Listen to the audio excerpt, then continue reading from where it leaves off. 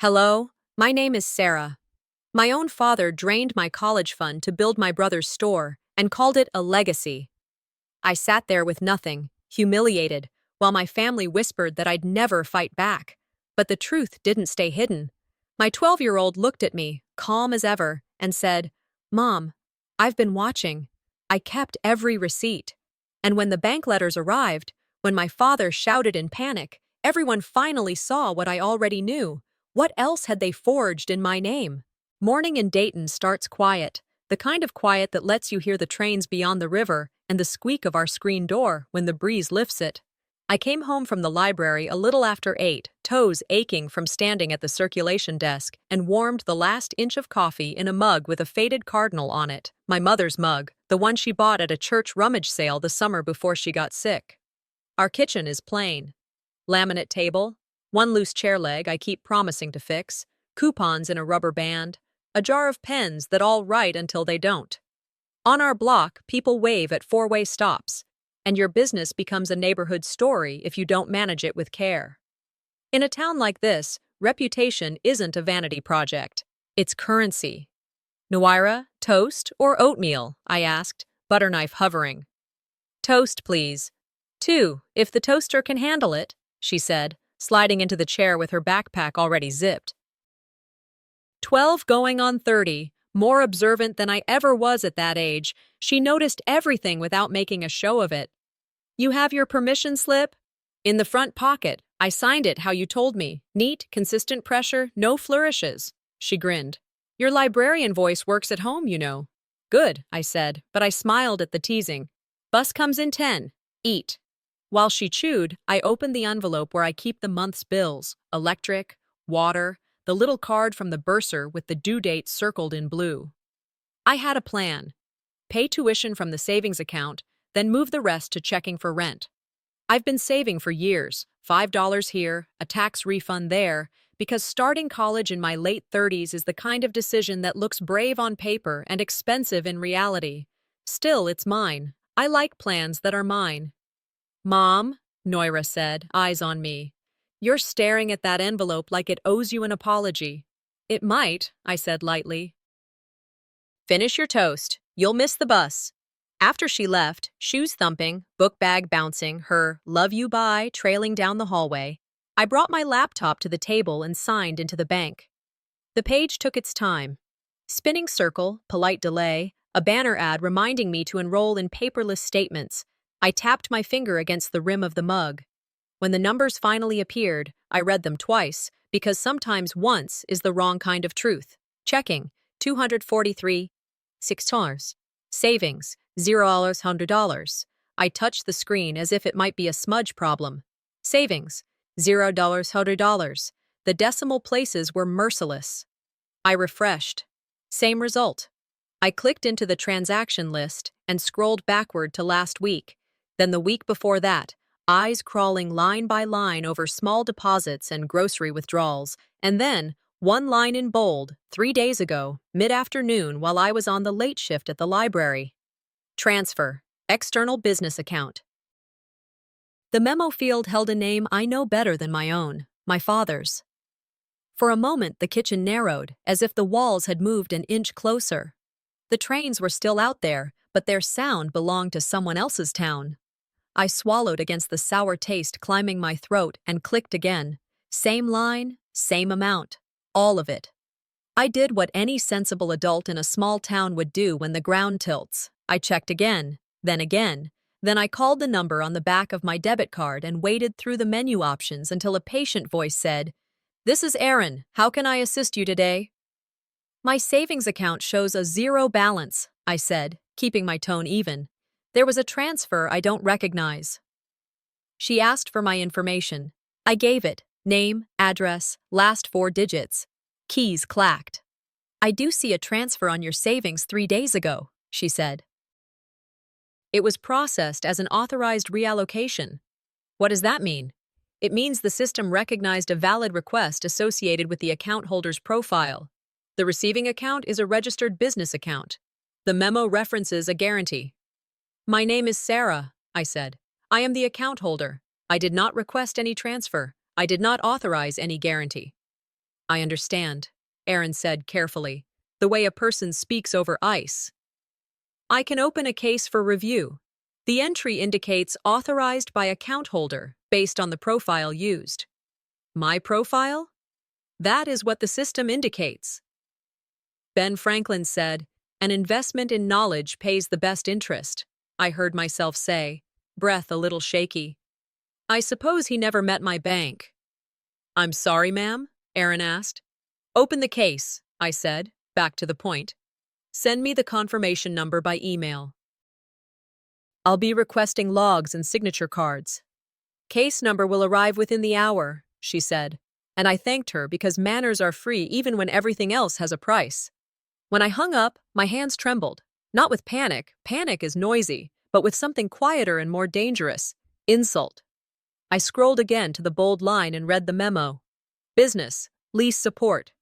I could almost hear my father's voice layered over the text, the way he talks when he is sure he's right and done explaining. This is for the family, Sara. Don't make a fuss. Your brother needs a start. I closed my eyes and counted to 4, then 6 on the way out, the way a counselor once taught me when my mind gallops ahead. Then I opened my email to search for any bank alerts I might have missed. Junk mail, sale flyers, a note from the PTA about the spring carnival, a reminder from the library vendor about overdue invoices, and, there, folded in half under the router as if it had been printed and set aside, an email stamped 2 days ago. Funds reallocation confirmation. The subject line sat like a small, smug brick. I unfolded the paper. The body text was polite in that way software can be, distant, confident, correct. It thanked me for reallocating savings to the identified business account for guarantee purposes. It listed the receiving bank, the truncated account number, and the signatory name on the request. Not mine, my father's. I imagined his hand steady on the pen, the flourish he adds to his initials when he wants to look official. I imagined the conversation I wasn't invited to, for the son, not the daughter, for legacy, not tuition, for Main Street, not a woman who started her degree after everyone else had finished theirs. College funds are sacred, my mother used to say, ledger open on the same table, her nails short and clean from years of work. They're a promise you make while a baby is still in a high chair. She taught me to keep a paper trail, not because she distrusted banks, but because she trusted time. Paper makes a memory sturdy. This was my shield, Mom, I whispered to the room. You said it would be. Shame arrived like heat on the neck. Hot, prickly, undeserved. Anger followed, slower, heavier, a shape that took up space but kept its voice. In America, we tell a story about families building things together. Stores on Main Street, Little League sponsors, booths at the county fair. We forget the parts where daughters pay for the sign that says, Dad's gift to my son, and boys get taught that legacy means leverage. I set the paper down and stood. The sink held a coffee spoon.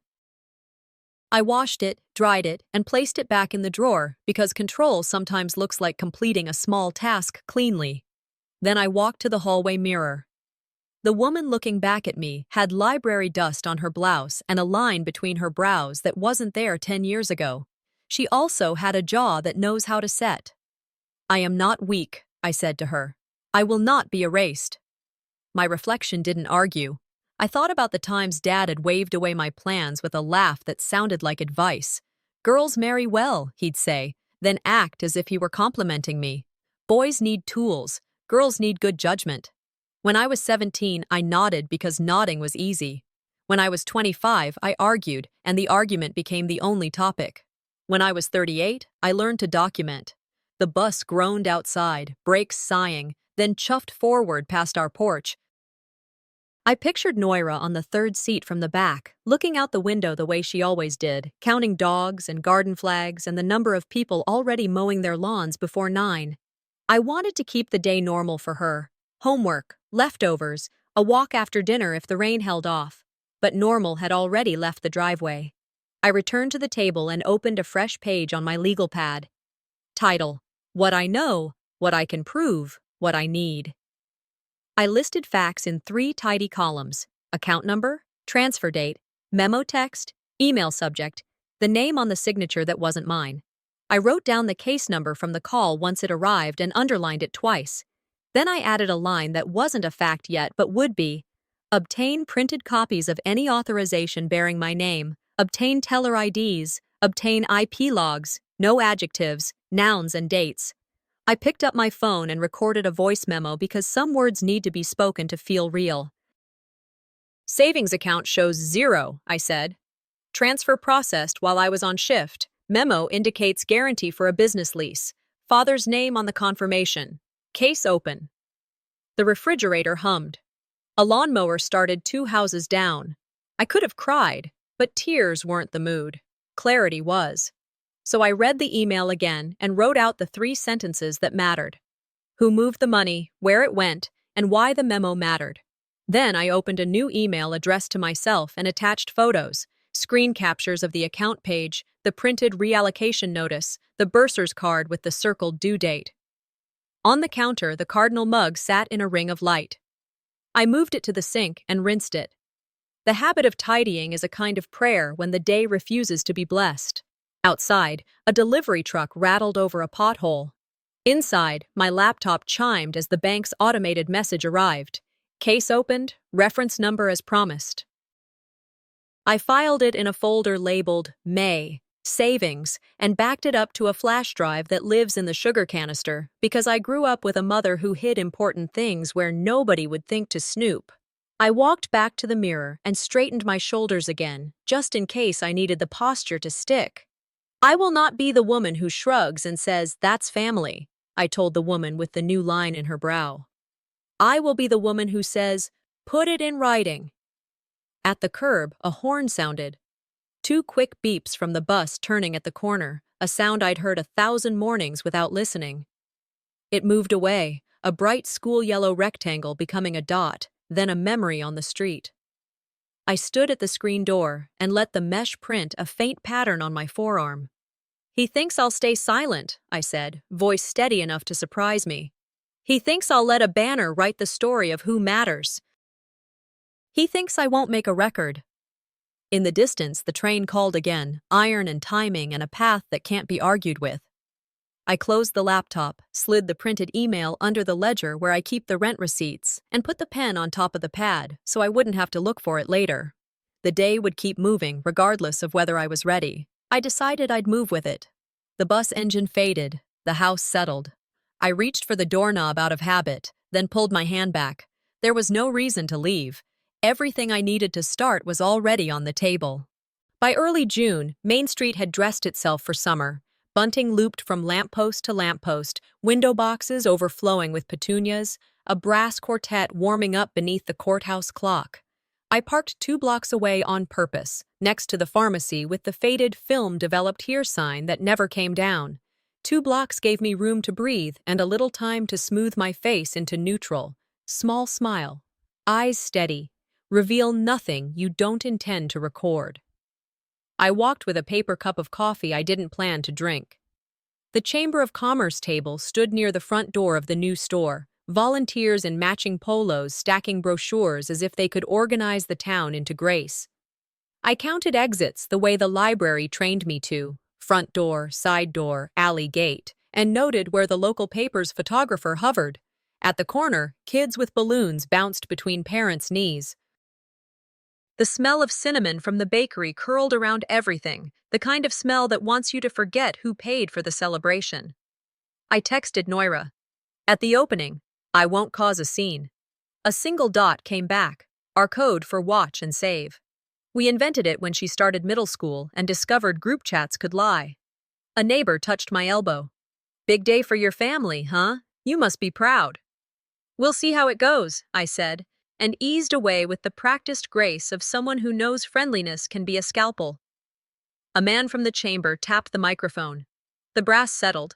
People gathered in a friendly horseshoe. The tarp-covered banner above the door hung like a promise someone else wrote on my behalf. I kept to the left aisle, far enough not to be pulled into photos, close enough to see hands and mouths. The tarp dropped. The words were so large the serifs felt like teeth. Dad's gift to my son. It wasn't surprise that stole my breath. It was the audacity. Big letters, no blush. Applause bubbled. A few whistles. Declan lifted his arm and soaked in the sound like a man learning what applause feels like on his skin. My father clapped his back, 3 showy pats, and announced, just loud enough for me to hear, "Legacy, son." People around us repeated the word the way towns repeat hymns when they don't know the verses. Legacy, legacy.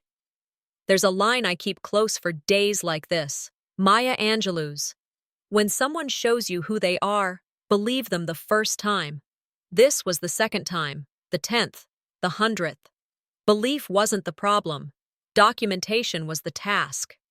I lifted my phone and took the first photo straight on, then one from an angle to include the courthouse clock, then a third with the local paper's newsstand in frame so the date sat there like an unimpeachable witness. I widened to include faces. My father, his arm draped, the chamber chair, a councilwoman with a tidy bob, 2 sponsors from the bank whose logo sat politely on the step and repeat. Evidence, not outrage. I could rage on my porch later. You can't attach rage to an email. Here's what we love, the councilwoman said into the mic. Fathers who invest in family. The phrase stuck like a burr. Invest in family. A sentence that pretended not to know where investments actually came from. I typed it verbatim into my notes app and kept my tone even when a passerby leaned toward me and said, "Nice turnout, Sara."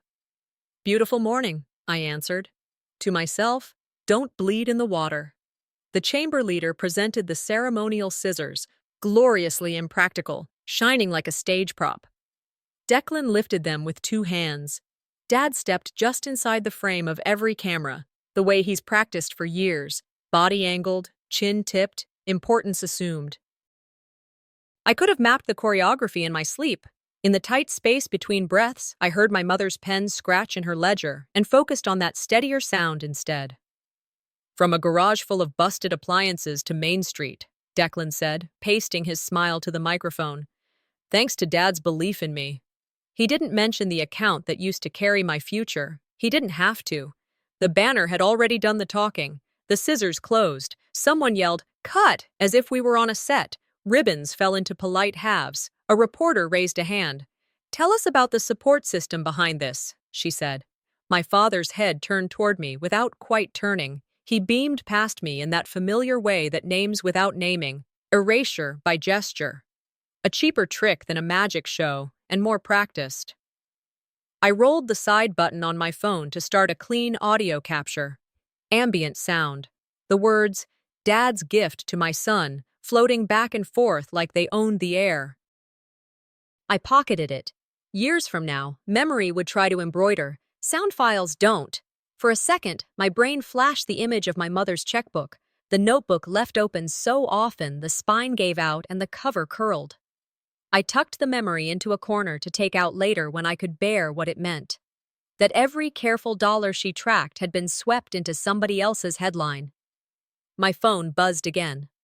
Declan's post went live before the ribbon pieces even hit the sidewalk. "Thanks, Dad, for believing in me." Day 1 of the dream. Photo of him with the scissors. The banner square in the background, letters crisp. Comments bloomed like fast ivy. "Raised right." "Real men build." "Proud of you."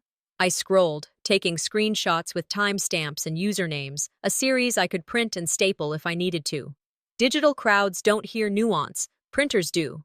Dad shared the post with his own flourish. "When sons step up, fathers step in." I saved that too. If this were a deposition, the caption would serve as motive without me saying a word. I didn't reply. I forwarded both posts to a locked folder called Evidence, Public Claims, and texted Rowena. "Keep dates handy next week." She answered almost immediately. "Clocking them."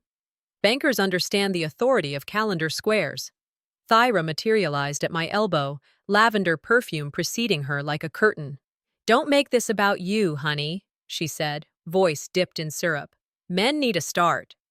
I looked at her and chose a sentence that would file neat. "I hear you," I said. "I'll take that under advisement." Then, so I wouldn't be accused of being cold, "It's a nice day for the town." She relaxed, mistaking diplomacy for surrender. I logged her sentence verbatim in my notes and stepped into the store. Inside, The air smelled of new paint and cardboard, shelves with hand-lettered price tags. The counter gleamed under track lights. Behind it, a clipboard held a stack of forms with the property manager's logo in the corner. The folder propped there was the same color I saw on their office shelf last week when I asked who the guarantor was. I didn't reach. I let detail settle in the part of my mind that makes a grid and fills it with squares. A man I didn't know, buying a set of wrenches, laughed to his friend. "Maybe your turn next, Sarah," he said kindly, like generosity. "I don't wait for turns," I said, almost pleasantly. "I keep receipts." He wasn't sure what to do with that. Smiled, drifted. I bought a $3 screwdriver I didn't need so there'd be a clean card receipt proving I was here when I said I was here. Once outside, I snapped a picture of the bag and sent it to Noira. "Bought a screwdriver," she replied. "We'll use it to tighten loose stories." I smiled, but the feeling wasn't sweet. It was steadier than that. "Measure twice, cut once," my mother would say when she pinned fabric for a hem. Today, I was measuring. A volunteer with a clipboard approached. "Would you like a cupcake? Red velvet." "No, thank you," I said. "Sugar makes me argue." He laughed. It wasn't a joke. On the sidewalk, a councilman buttonholed my father, shaking his hand like congratulations were currency. "Great example, Grady. Family standing up for family." Legacy again and again, a word on repeat until it stopped meaning anything at all. I tucked the phrase into my notes with the others. Invest in family. Sons step up, fathers step in. It's funny how easily English turns theft into virtue if you give it a microphone. I left before the cake knife cut triangles and before the photographer could pull me into a frame and label me supportive.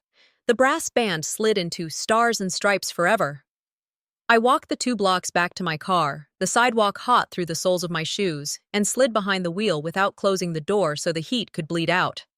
I set the phone on the console and opened a fresh album, S2 plus S21. I dropped in the banner photos, the post screenshots, the audio clip, the receipt from inside. Minutes later, the album sat there standard and unglamorous, like a file folder you tuck into the second drawer. The world would keep calling this a celebration, paper would call it what it was. "You wrote your legacy on a banner," I said aloud, because hearing words makes them settle. "I'll write the footnotes in court font." Another ping. Declan's live video. I clicked long enough to hear my father's voice off camera. "This is only the start," and closed it. He wasn't wrong. The start of what? He hadn't thought far enough to ask. I put the car in drive and checked the mirror. My mouth had found that level line it learns when a woman decides she's done performing gratitude. The courthouse clock flashed the top of the hour. I turned right, away from Main Street, and breathed in, then out, counting 6. I have learned that anger can be a good engine if you point it in the direction of records. At the first red light, a woman I recognized from the school fundraiser rolled down her window. "I saw the banner," she said, voice hesitant. "That phrasing was bold." "Bold," I repeated. "That's one word." "You okay?" "I'm working on it," I said. "I'm keeping things in writing." She nodded like that answer made a kind of sense people can respect. "Good luck." "Thanks," I said, "but luck won't be necessary." Back home, I set the screwdriver on the counter and fed the album from my phone to the laptop, the progress bar crawling blue across the screen. I put the receipt in the folder with the case number from the bank and wrote today's date in the corner. Then I sat a moment and let the noise of the morning drain.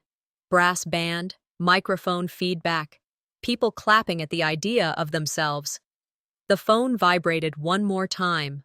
A text message from an unfamiliar number. "Proud day for your brother. Try not to make it messy." I took a screenshot, filed it in the album, closed the blinds half an inch, and brought my legal pad closer. The town would say legacy like a blessing until someone asked to see the ledger. I intended to be that someone. By Sunday evening, the house had resumed its usual sounds. The box fan tapping against its grill every third rotation, cicadas like a low chorus outside the screen door, the fridge humming as if it had a steady job to do and no one to impress. I cleared the kitchen table the way my mother used to. Stack, square, breathe. then laid everything back down in a line that made sense to me. Bank printouts, the screen grabs of the banner, the receipt for a screwdriver I didn't need but might someday be glad I bought, the chamber's glossy program folded in half. No tears. I wasn't in that season. I measured my breath to 4 on the way in and 6 on the way out, and when the air grew even, I reached for a yellow legal pad and wrote, at the top, in clean block letters, what I know, what I can prove, what I need. Under the first column, I listed what anyone could see: the photo of Dad's gift to my son, the crowd, the councilwoman's line about investing in family, the timestamp on Declan's post, my father's caption about sons stepping up.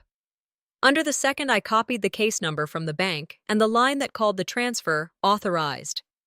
Under the third, I wrote what belonged to the next day: transaction logs, any authorization bearing my name, teller initials, IP access records. Each item a stone, not a scream. Pride can drive a person into ditches. Paper keeps you on the road.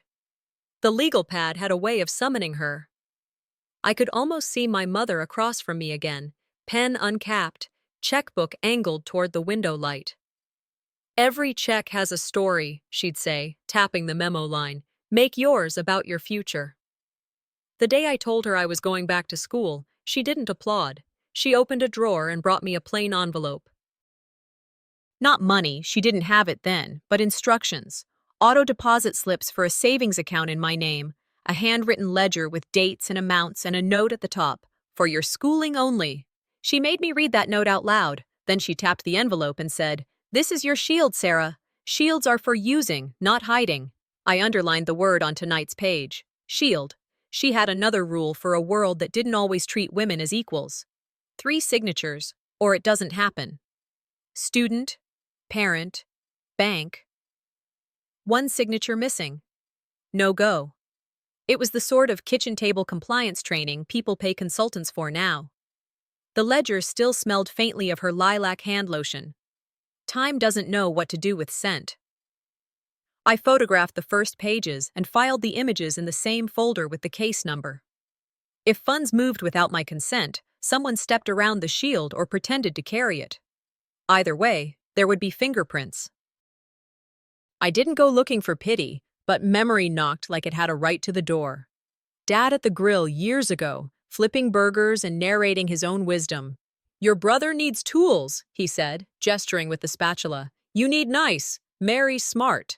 The backyard erupted in polite laughter. It was the kind of joke that looks harmless on paper and tastes like pennies when you swallow it.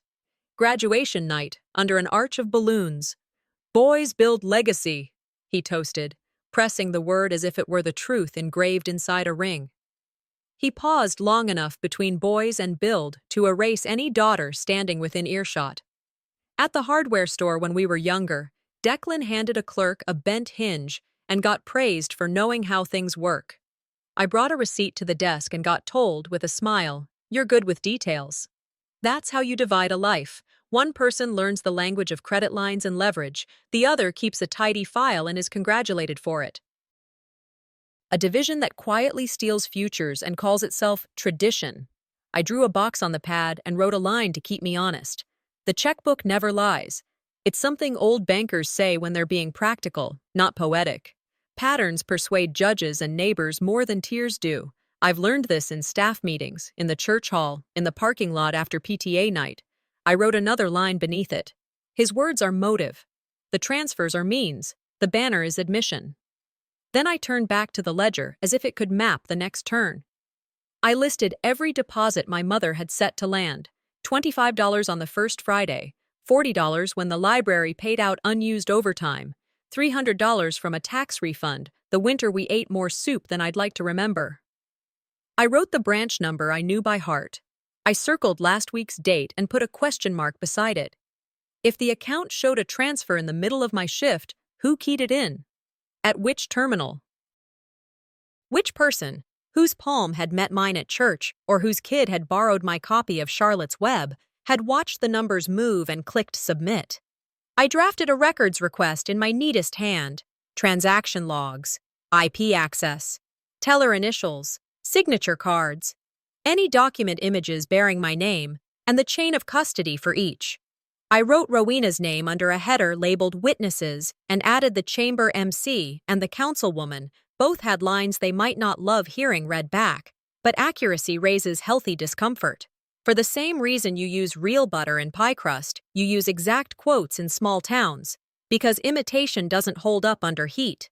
I slid those pages into a manila folder and wrote S3 plus S5, motive plus promise across the tab to keep it separate from the folder I'd made yesterday for public claims.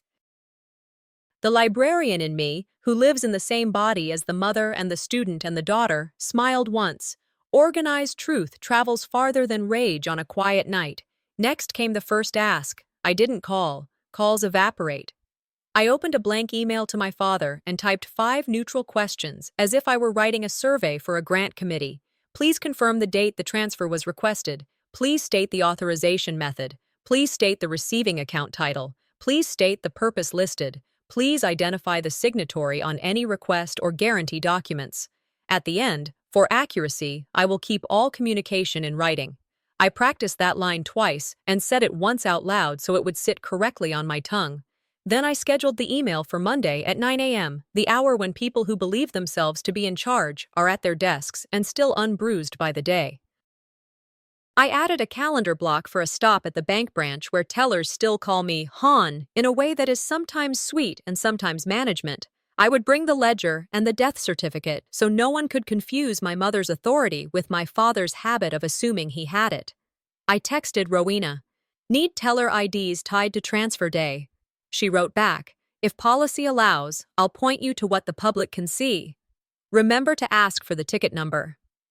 Facts first, feelings later, I told the voice memo app. Feelings won't refund tuition. There was a temptation to write a different list, the kind that began with why and ended in sentences no clerk could use, but I denied myself that pleasure.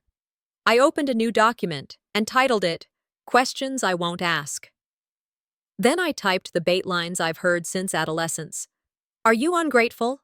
Do you hate your family? Are you trying to embarrass us? The questions have hooks. They catch only the fish that haven't learned to swim around them. I promised myself I'd swim. Down the hall, a lamp tossed a warm circle across Noira's doorway. She was on her stomach, ankles crossed, pencil moving through a math worksheet like numbers were a language she'd always known. I leaned against the frame and let the quiet sit between us. "You okay?" she asked, without looking up. "I'm careful," I said. "We don't do apologies for things that aren't our fault. We do plans. For this week, let's use measure twice anytime one of us is tempted to fire back." She nodded. "Measure twice means verify first," she said, and readjusted her pencil. "And you know I can run a spell check on anything if you need it to sound like a clerk wrote it."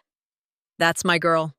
I kept my voice light, but pride tightened something under my sternum in a way I recognized from my mother's laugh when she got a recipe right the first time. "Grandma's shield?" she asked, softer.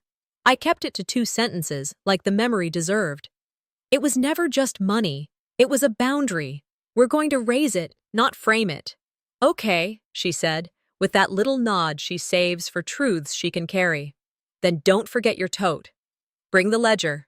I slid the envelope back inside the ledger and placed both in my bag, symbolic, then practical. The first moves often are. I wrote a final line on the pad and underlined it twice. Next step, lease and authorization. My phone vibrated on the table. A calendar alert I didn't set pulsed on the screen. Chamber mixer, lease sponsors meet, Thursday 6 p.m. Below it, a list of names, including the one that built my last name and believes that means ownership. I stared through the screen door mesh and counted the squares, breathing until my shoulders let go. The cicadas outside sang like a stadium crowd with no loyalty. I touched the ledger's spine, cool and smooth under my palm. "Shield up," I said to the paper. It was a foolish sentence if you didn't know us. It made perfect sense if you did. I powered the phone down. The fan clicked its way back to balance. Somewhere on the next street, a dog barked twice at nothing. Tomorrow would be Monday, and I would walk a short list from this table to the places where adults record what they do. I turned off the kitchen light, let the night have the room, and went to bed with a pen on my nightstand so I wouldn't have to hunt for it in the morning. Monday put on its ordinary clothes, blue sky without drama, the kind of June warmth that makes lawns smell like chlorophyll and gasoline. I dressed for errands the way I dress for interviews. Plain blouse, flats that won't click, hair back. The tote on my shoulder carried the ledger, my legal pad, a thin folder of yesterday's prints, and a pen that writes every time. I locked the door, checked it twice, and walked toward the bus stop because a person with a plan pays attention to footsteps. The bank lobby was cool as a church and just as hushed. Posters promised community values over smiling stock photos. At the counter, a young teller greeted me with the trained brightness of someone taught to say names like they matter. I placed the ledger and my pad on the ledge between us. "I need to file a formal request for records," I said. "Specifically, signature cards for my accounts and any transaction logs tied to a transfer from savings last Wednesday.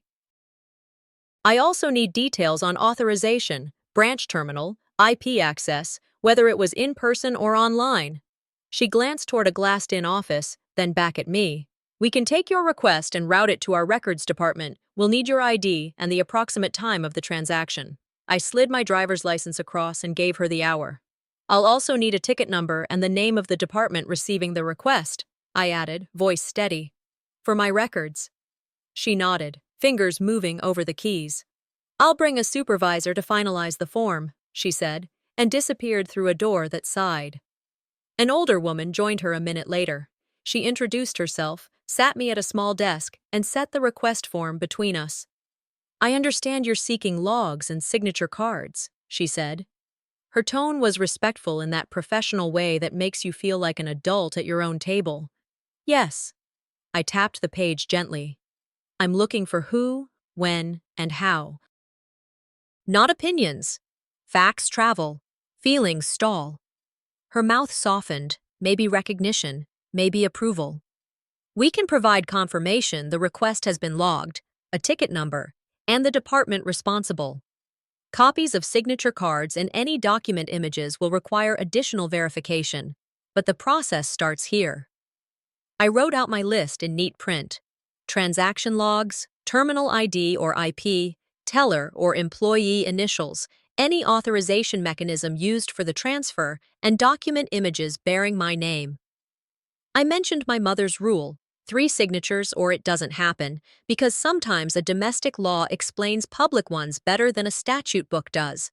The supervisor filled the fields, then slid the form my way. "Please review and sign if accurate. The request routes to risk and records." I read every line, my name, my address, the account numbers I know as well as birthdays, the date of the transfer, the language that spelled authorized like a foregone conclusion. I signed. She stamped the page with a small, authoritative thunk. "Your ticket number is here," she said, circling it. "You'll receive an email confirmation today." "May I photograph the request with the lobby clock in frame?" I asked. "To anchor the time." She didn't blink. "Of course." I snapped the photo, then tucked everything into the folder and stood. A thought as I walked out. Paper is slower than anger, and that's why it wins. The property management office sat 2 blocks down Main Street, past a barber pole and the bakery window fogged with sugar.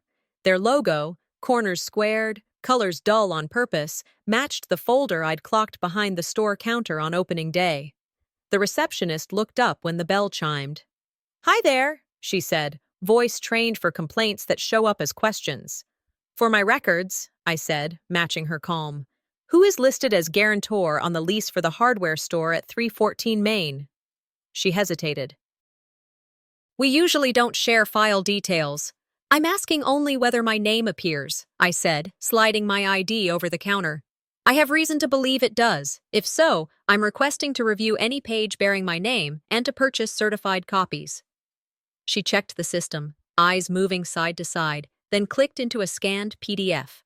The pause that followed was professional, but human. "I'll need your ID to confirm," she said, though it was already in her hand. She read a line silently, then looked up with a careful face. "Your name appears as guarantor." The room tilted, then steadied. "I'd like to review the signature page," I said, keeping my voice even, And note the date, initials, and witness box. Please prepare a certified copy of any page bearing my name. I'll pay the fee by card. She disappeared with the file and returned with a printout in a clear sleeve. There it was, my name, set under a line labeled Guarantor, a scrawl in the signature space that a stranger might accept at a glance. The date landed 3 days before the ribbon cutting. The witness box held a set of tidy initials. No one wrote mine like that. We can release the pages that bear your name, she said. That will do. I wrote down the date and the initials, then signed the copy request. She time-stamped the corner so no one could pretend it was wishful thinking. My chest felt heavy and precise, the way a safe must feel standing on a second-floor apartment. Liability isn't love, Math whispered. Legacy, in this form, is debt with my name on it. Back on the sidewalk, I let the air move through me. I didn't cry. I tucked the certified copy into the folder and walked 3 doors down, where the store's back alley ducked behind brick. The service door stood ajar, the kind of ajar that says someone will be right back and really means somebody is careless. I wasn't there to trespass. I stayed at the threshold where public becomes private and listened because listening is legal and people forget the world can hear. She'll complain, but won't fight, my father's voice said, smaller in the alley than it ever is in a kitchen. She's too soft to sue. Declan's reply. Let it blow over. Thursday the chamber will back us. I pulled out my phone and opened the voice memo app. I tilted the screen so the camera caught the door label and the alley's clock tower reflection in a puddle. I let the record run, not because I planned to publish gossip, but because truth earns weight when you give it time. If she pushes, my father added, we'll say she knew. She bought something here opening day. They mistook a $3 screwdriver for consent. That felt exactly right. I didn't step further in. I didn't clear my throat. I let their words braid themselves into a rope, the kind that tightens when pulled from both ends. Then I texted Noira one phrase, measure twice, and her reply came back fast. A pin drop and I'm home, lights on. I walked to the front of the building in time to watch them pose for a couple on their lunch break who wanted to tell the internet that they were friends with success. I kept going. Politeness is a useful camouflage when you're transporting ammunition that looks like paper. At home, I sat at the table and wrote a notice that didn't yell. I dispute any use of my name as guarantor without my explicit consent. Cease reliance on it. 1 sentence per fact, plain language, no adjectives. I attached a photo of the banner, screenshots of my brother's post and my father's caption, the receipt from the property office showing I purchased certified pages, the ticket number from the bank. Timeline beats spin every day of the week. Before I hit send, I added a line I would walk across town to file if necessary. Any further use of my name will be treated as knowing and willful. You never write a word you can't hand to a clerk without blushing. If you say will, you have to be the kind of person who shows up. I scheduled the email for 8 a.m. the next morning, the hour when inboxes are crisp and excuses thin. Then I printed 1 hard copy and slid it into a flat manila folder labeled S4 plus S14, Notice plus Audio. The ink smell rose, familiar as cinnamon rolls at the church sale. Intention has a fragrance when you've been waiting to breathe it. My phone tried to ring twice that afternoon. I set it to do not disturb and left it face down. If they wanted to talk, they could learn to type. Boundary equals in writing.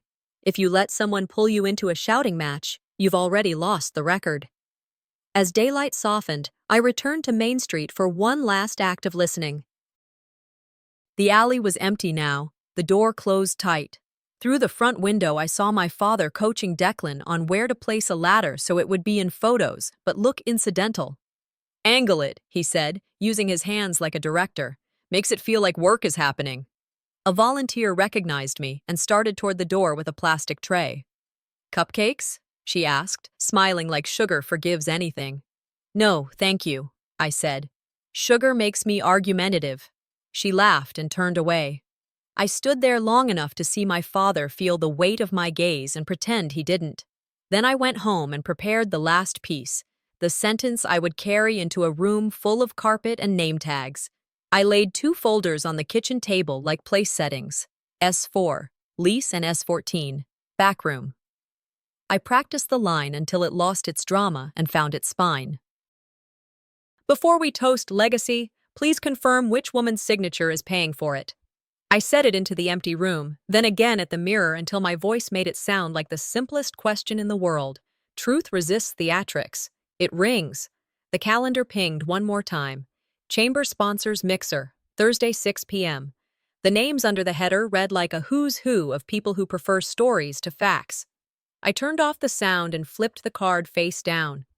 The house quieted as if it could be instructed to set an example. Even my anger obeyed the dark when I switched off the light. I wrote a final note for the day at the bottom of the legal pad. I am not loud. I am legible.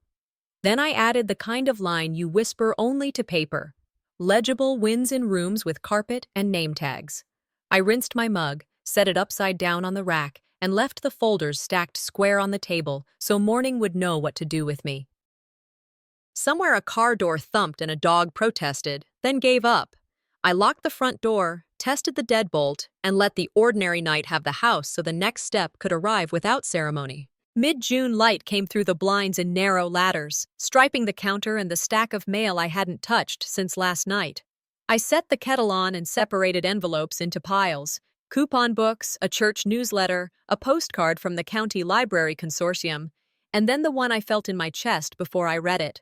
White, official, windowed, a red stamp across the face that telegraphed bad news from 5 feet away. Through the cellophane, I could make out a line printed in all caps. Payment declined.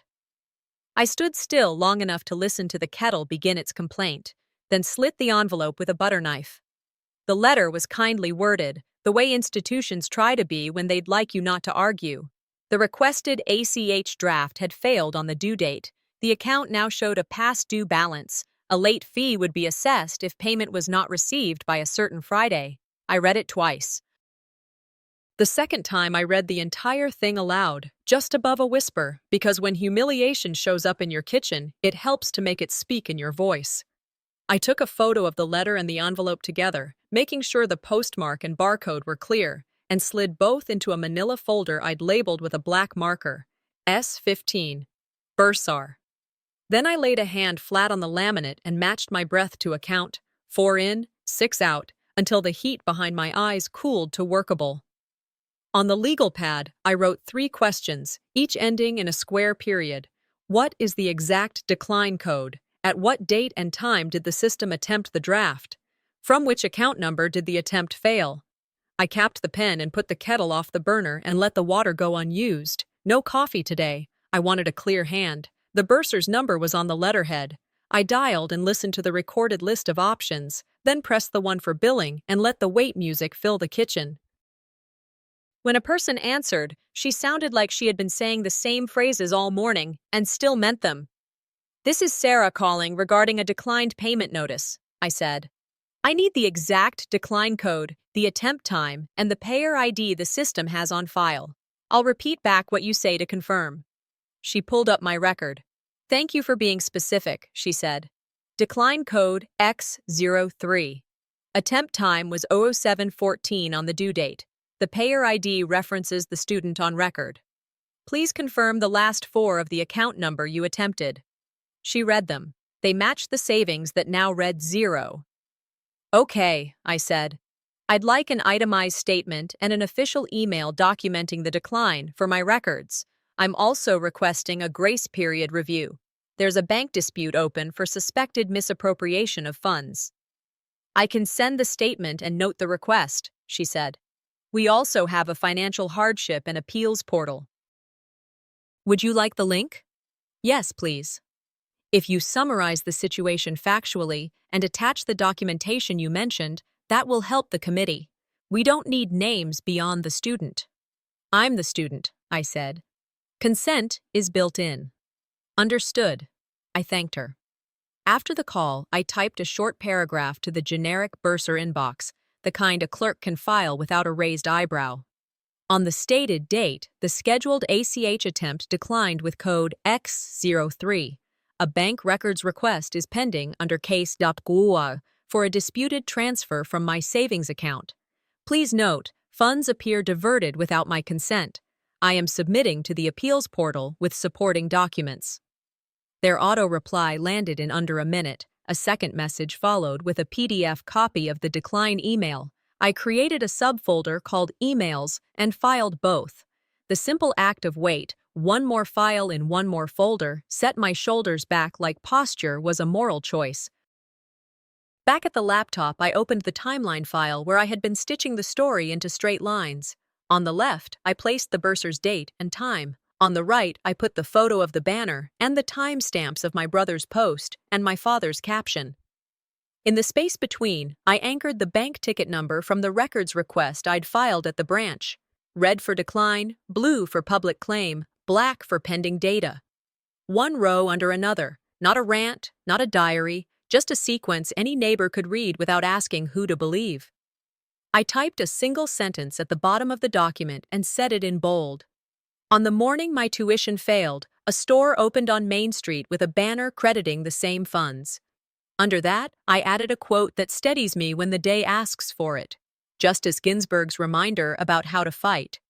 Fight for the things you care about, but do it in a way that will lead others to join you. I underlined join you. The point wasn't vengeance, it was daylight. I pinged Rowena. Need a neutral phrase for the decline code, no adjectives. She replied with a snippet she must have pasted 100 times for other people's files. Transaction returned, insufficient available funds at time of attempt. The sentence had no teeth, and that's what made it useful. I pasted it into a 2-page brief I titled S15 Summary, Facts Only, and printed a copy for the folder.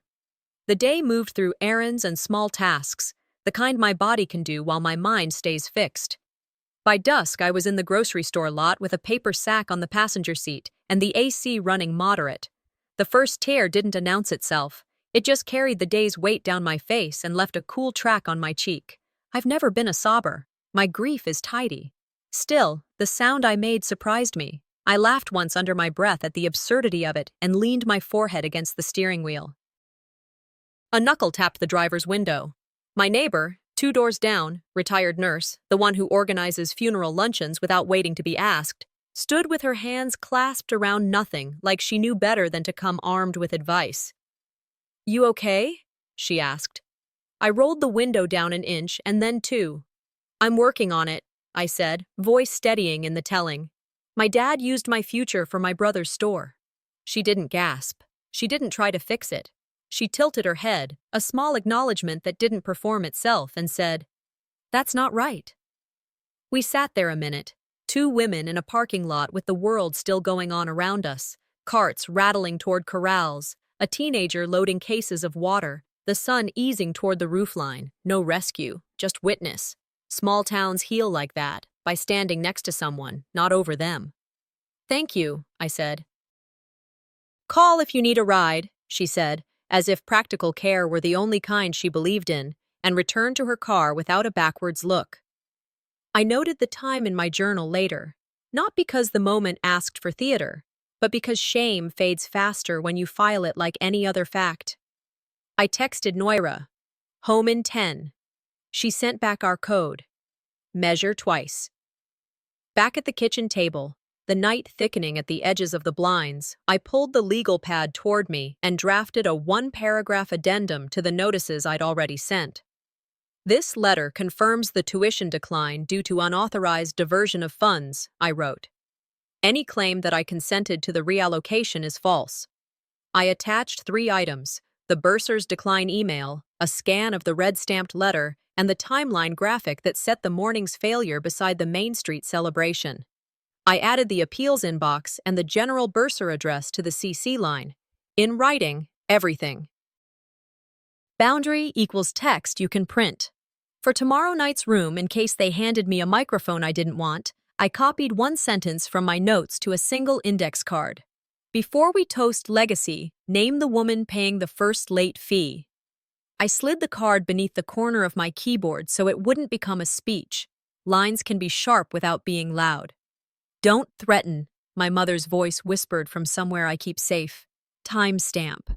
I set a calendar block labeled Appeal Submission for the morning and pasted the neutral clerk sentences Rowena had offered into the fields I knew the portal would ask me to fill. Decline code, attempt time, request for grace due to a dispute under review. Verbs plain, no commentary. There is relief in being boring when the world begs you to perform. By the time the microwave clock hit 11:40, the house had settled into its clicks and minor shudders. The email ping struck the room like a fork dropped on ceramic. Subject line from my father's address. Family matters should stay private. I didn't open it. I saved it as a PDF to the S15 emails folder and named it with the date and time. Another ping followed. My brother's number spelled out with periods the way he formats everything in an attempt at sophistication. Don't sabotage what feeds us all. I filed that too without responding. Silence is the only reply that refuses to be misquoted. In the Notes app, I added one line I'd read to myself first thing tomorrow before I opened the portal. Family pressure exists. Facts remain. It wasn't a rallying cry, just a reminder. I set my phone to Do Not Disturb and placed it face down, the way I do when I want to train myself that the world runs equally well without me watching it. Then I lined the folders up like obedient little houses, bursar, bank, public claims, and turned off the kitchen light. Before I left the room, I put a hand on the legal pad as if it were a back I could steady. Humiliation is a feeling, I said in the dark. Debt is a number. I'll solve the number. I slept with the window cracked to let the night in, and when I woke, I knew exactly where to start. Not because the problem had shrunk, but because I had given it measurements. That's the difference between being swallowed by a story and telling one yourself. You teach it how long it's allowed to be. Thursday morning, I heard the mail slot catch and rattle, a small metallic cough that carried farther than usual. I wiped my hands on a dish towel and walked to the front door, expecting coupons and a charity newsletter. The top envelope was white and serious, windowed, my name lined up under a bank logo I knew too well. Through the cellophane, a bold subject lurked near the top margin. Guarantee. Payment responsibility. Notice. I carried it to the kitchen and set it beside my mother's ledger. The paper felt heavier than its ounces. I opened it with the same butter knife I'd used all week and read every line twice. Formal language, carefully neutral. I was listed as guarantor on the lease at a specific Main Street address. A missed payment could trigger demand under guarantee. Remittance options were printed on the back. See clauses 7b and 10c for obligations and remedies. My name sat in a sentence that treated it like a hinge. If, then. I circled the dates, the amount, the clause numbers. I underlined the exact line that married my name to a debt I never agreed to shoulder. No raised voice, just pencil. A practical thought passed through my head like a caption. Don't call angry. Annotate calmly. I set today's paper beside the letter and photographed both in the same frame, proof that time had been here when the notice arrived. The photo slid into a folder I'd labeled S7, Guarantee, and I stapled yesterday's property office receipt to the top so the story could walk in sequence. Trust, but verify, I said to the ledger, Reagan's line in a tone my mother would have approved of. Then, quieter, to myself. And then certify. The bank lobby felt colder than Monday, or maybe that was me. I dressed like I meant it. Plain slacks, flat shoes, hair back, no mascara to smudge.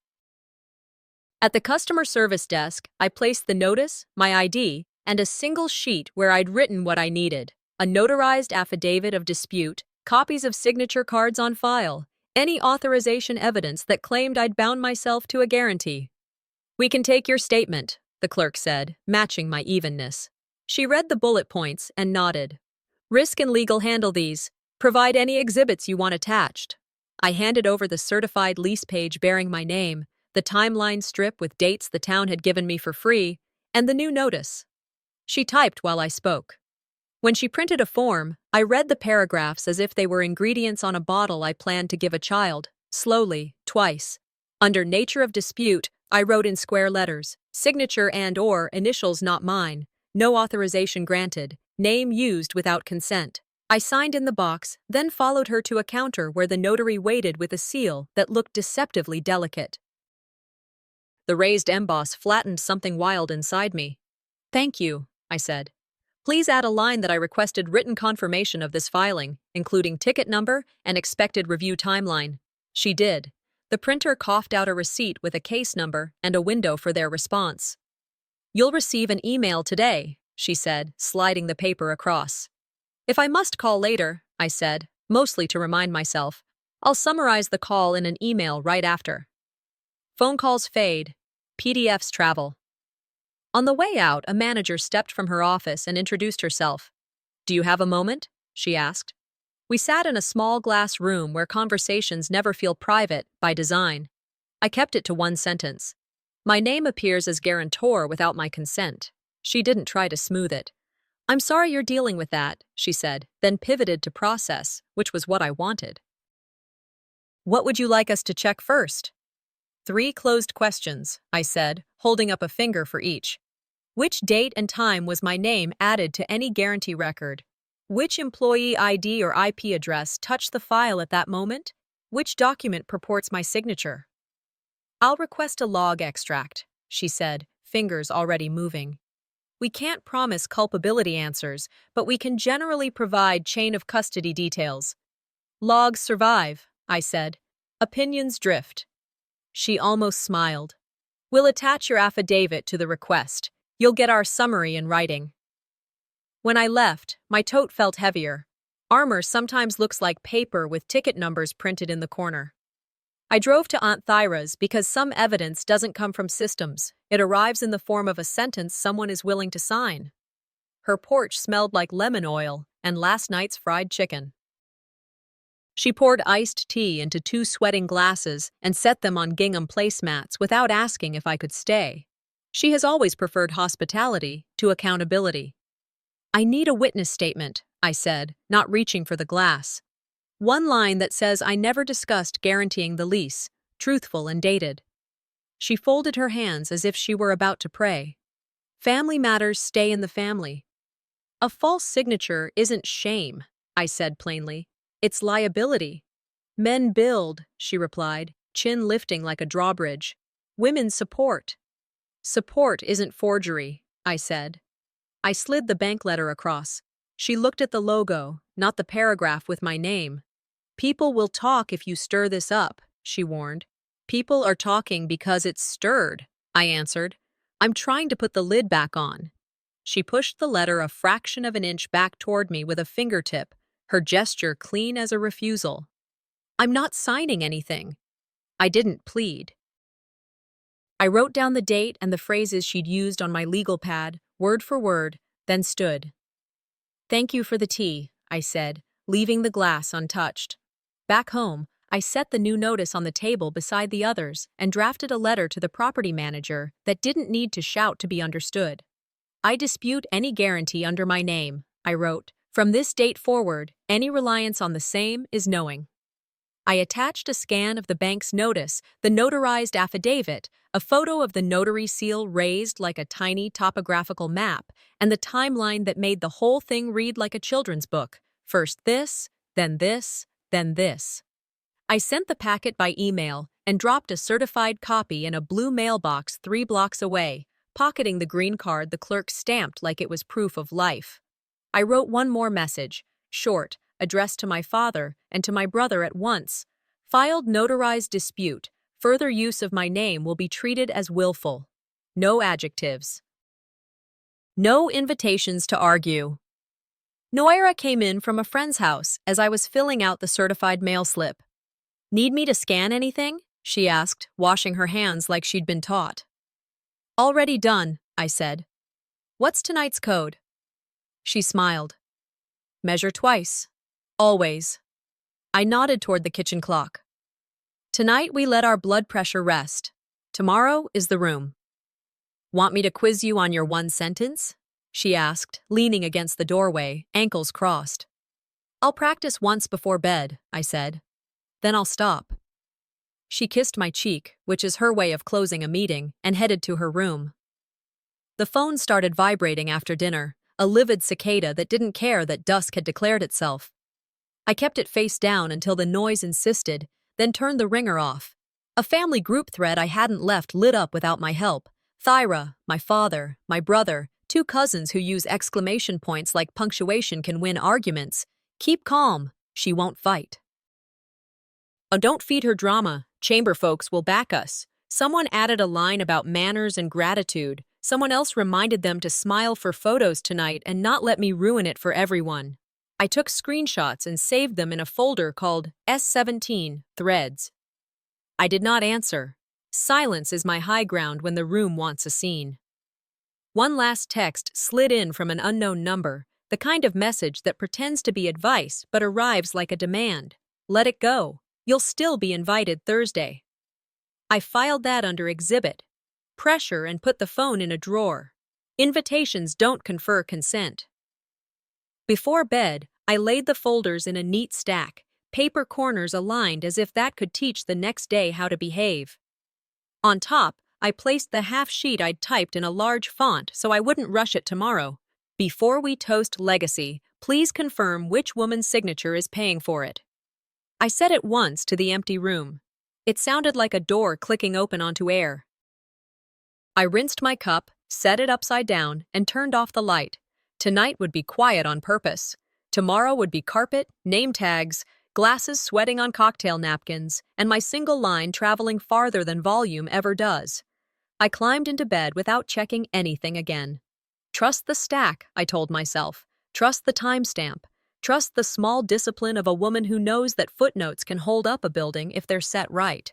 By late afternoon, the sun had that tired gold we get in June, when the sidewalks hold the heat and the maples throw shade like forgiveness. I sat at the kitchen table with my phone face up, sound off, watching notifications roll through without giving them my voice. Main Street Moms pinged first. Someone posted a photo of cupcakes with a caption about supporting local businesses. In the comments, a friendly stranger wrote, "Some folks are stirring the pot." No names, a winking emoji, wind pretending to be weather. Dayton Yard Sale chimed in with a thread about tools. Someone mentioned that new place on Main, another added, built by family sacrifice. The phrase hung there like a compliment with its eyes closed. Chamber Happenings shared a reminder about the sponsor's mixer at 6. Legacy local investment. RSVP appreciated. 3 likes, 1 heart. I screenshotted each page with the time in the corner and filed them into a folder I'd named S22, Community Posts. I didn't touch the comment box. In this town, I've learned rumors ride like dust. Chasing them only marks your shoes. A neighbor DM'd me. Heard you're upset about your brother's big break. No malice, just curiosity dressed as concern. Thanks for checking, I typed back. I'll speak in the right room. I printed a single sheet in black and white. Dates down the left, the decline code line, the banner text, the guarantee notice, each item precise and quiet. No adjectives. It slid into the trifold kit I carry when I'd rather not rely on memory. Rumor is wind, paper is brick.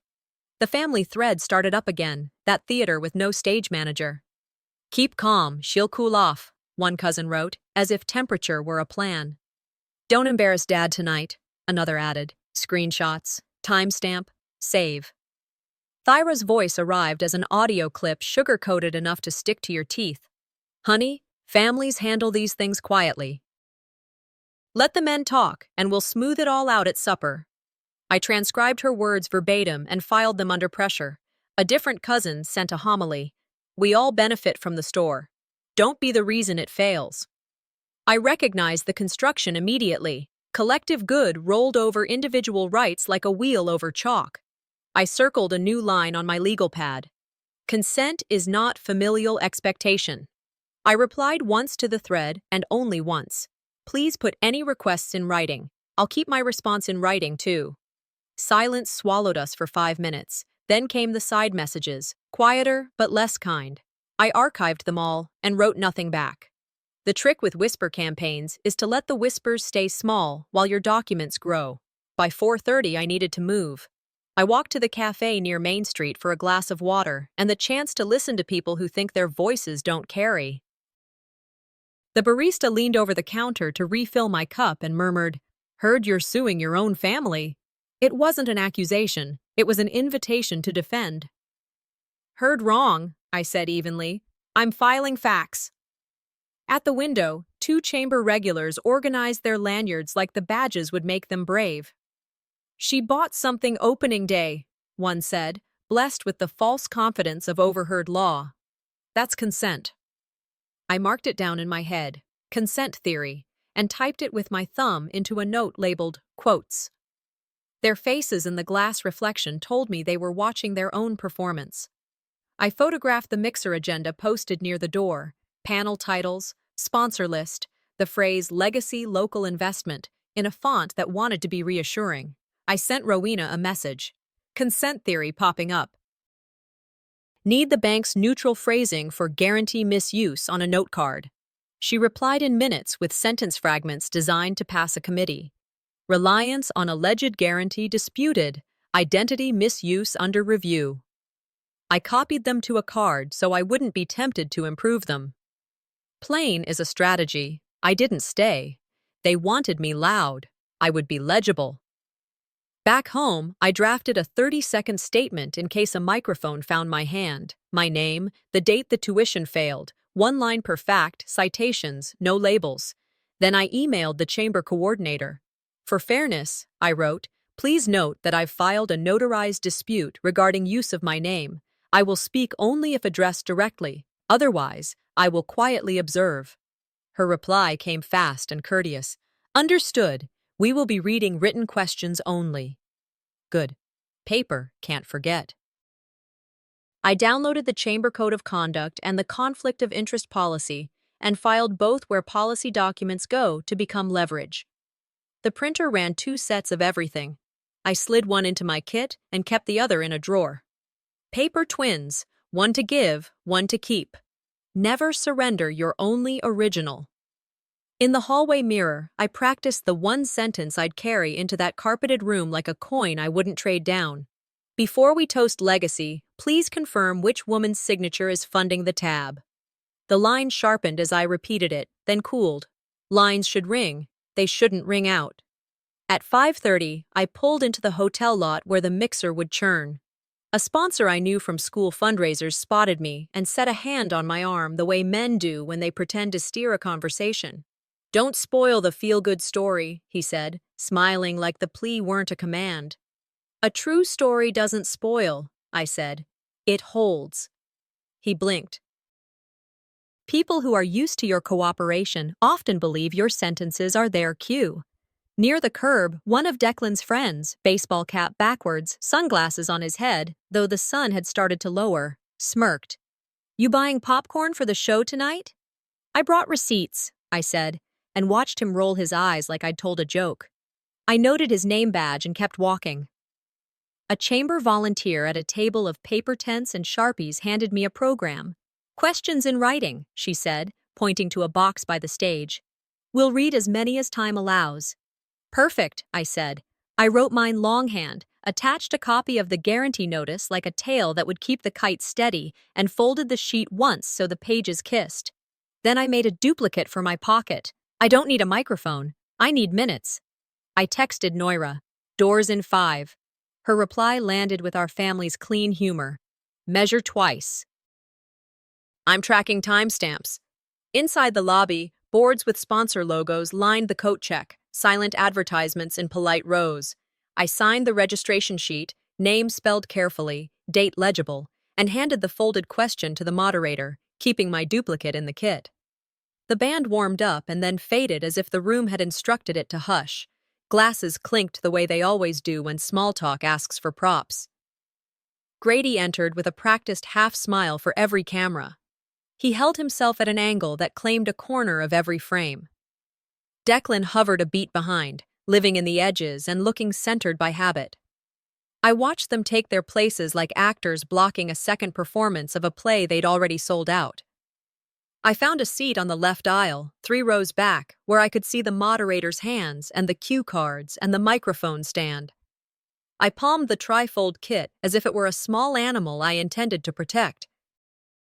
The voice memo app was open but face down. Today, paper, lead, and audio backed it up like a second violin. A sponsor in a blue blazer leaned toward his friend.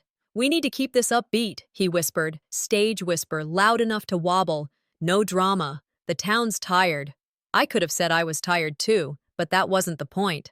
I steadied my own breathing and counted to 6 on the exhale. They had their script, I had my ledger. The moderator cleared her throat and welcomed everyone, thanked the caterer, nodded toward the pianist who had shifted to background, and launched into the usual appreciation of local donors. People clapped at the right beats. Heads nodded in that rhythm I've come to recognize as the movement of an audience who wants to believe they are generous.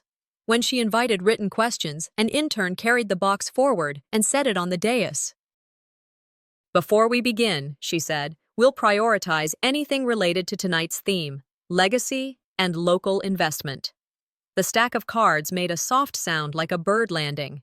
She took the first one and read a harmless inquiry about tax credits.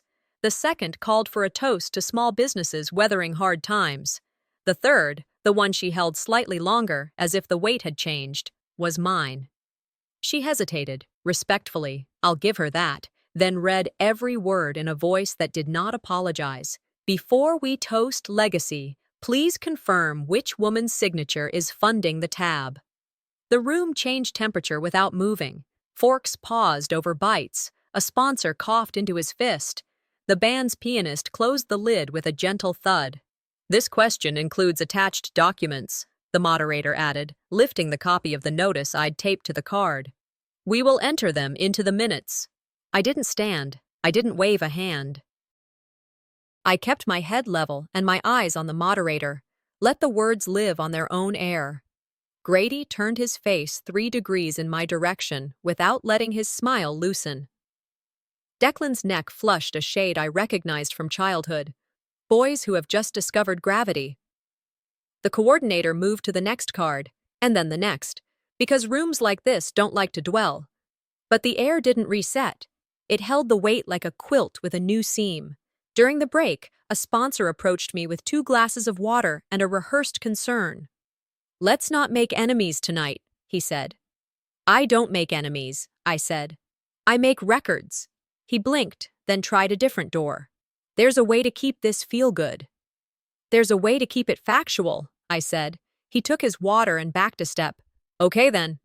Across the carpet, a woman I recognized from the PTA caught my eye and tipped her head once, a small nod that said, "There." That's the sentence that needed saying. The moderator returned to the podium and read a few more questions about signage and training programs. When she thanked sponsors and invited us to mingle, I stayed seated long enough for the crowd to thin. The friend with the popcorn line moved toward the bar instead of toward me. Thyra's laugh carried from a cluster near the door, syrup on glass. I checked the time on my phone. 6:46. I recorded it in my notes. As the room settled into smaller conversations, I stood, tucked the kid under my arm, and walked out without looking left or right. The evening air hit my face with a mercy I didn't know I'd been waiting for. In the parking lot, I texted Noira. "Minutes captured." She replied with an emoji she knows I don't particularly like but tolerate from her, 2 hands pressed together, and then, "Home?" "Home," I wrote, and drove there by the streets I've known since I was a girl. At the kitchen table, I filed the program, the duplicate of my question, and the date-stamped photo of the agenda in their places.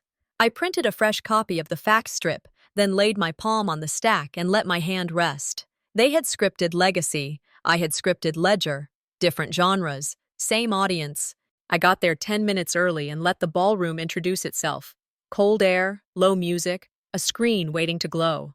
Sponsor banners flanked the podium like cheerful sentries. Round tables held water pitchers and polite stacks of napkins. The QA card box sat on a skirted stand near the stage, mouth open like someone waiting to be fed. I chose the left aisle seat 3 rows back, a position that let me see the moderator's hands, the exits, and the press camera tucked against a column. On my lap, I arranged the trifold kit. Fact strip, the copy of the guarantee notice, the decline email from the bursar, the lease copy receipt. Beside it, I rested the S9 folder. Tabs labeled in my own square handwriting. 4 in, 6 out. Calm isn't a mood, it's a tactic. While people greeted one another with handshakes that tried to be hugs, I confirmed with a volunteer that my written question had made it into the stack. I kept my duplicate. I don't hand a room all my paper, even when it says please. The Legacy Local Investment slide flicked up on the screen. That word legacy doing everything it could to sound like rain on a roof and not like a ledger. I smoothed the corner of my program flat and counted another breath. Under the table, I opened S9 and set the exhibits in reveal order. Public claims first, the banner photo and the time-stamped posts, bank request next, the ticket number and the email acknowledging the case, lease copy.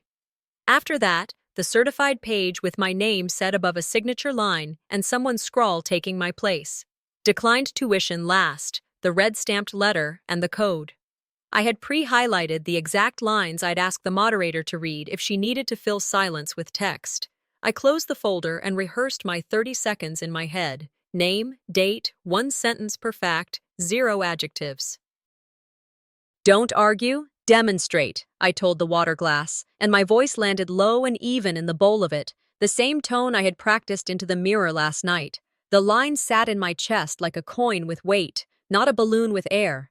The moderator welcomed the room and thanked the sponsors with the kind of professional warmth that can heat a space without burning it.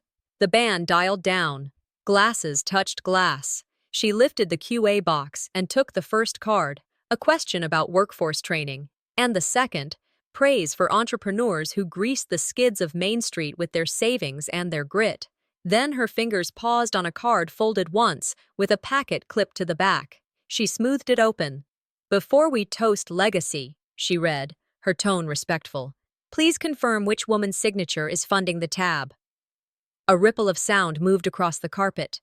A soft gasp, a cough that forgot to disguise itself, the slide of fork against plate. The moderator kept her face neutral. This question includes attached documents, she said, and held up the copy of the guarantee notice I'd clipped to the card. Would the author like to clarify? She asked. I stood, hands visible, no microphone grab, and anchored us with 2 lines that belong to every room that intends to be honest. Thursday, 6:12 p.m., we're in this room, I said. On June 11th, my tuition failed. On June 14th, a banner on Main Street read, Dad's gift to my son. The camera's red light shifted in my direction. The chatter jellied, then thinned to nothing. I stepped to the moderator's table and set the first page in front of her, the bursar decline email, with the code highlighted in yellow. Line 2, I said. She read it into the mic without commentary. I placed the second page, the screenshot of the banner post, and let the photo speak.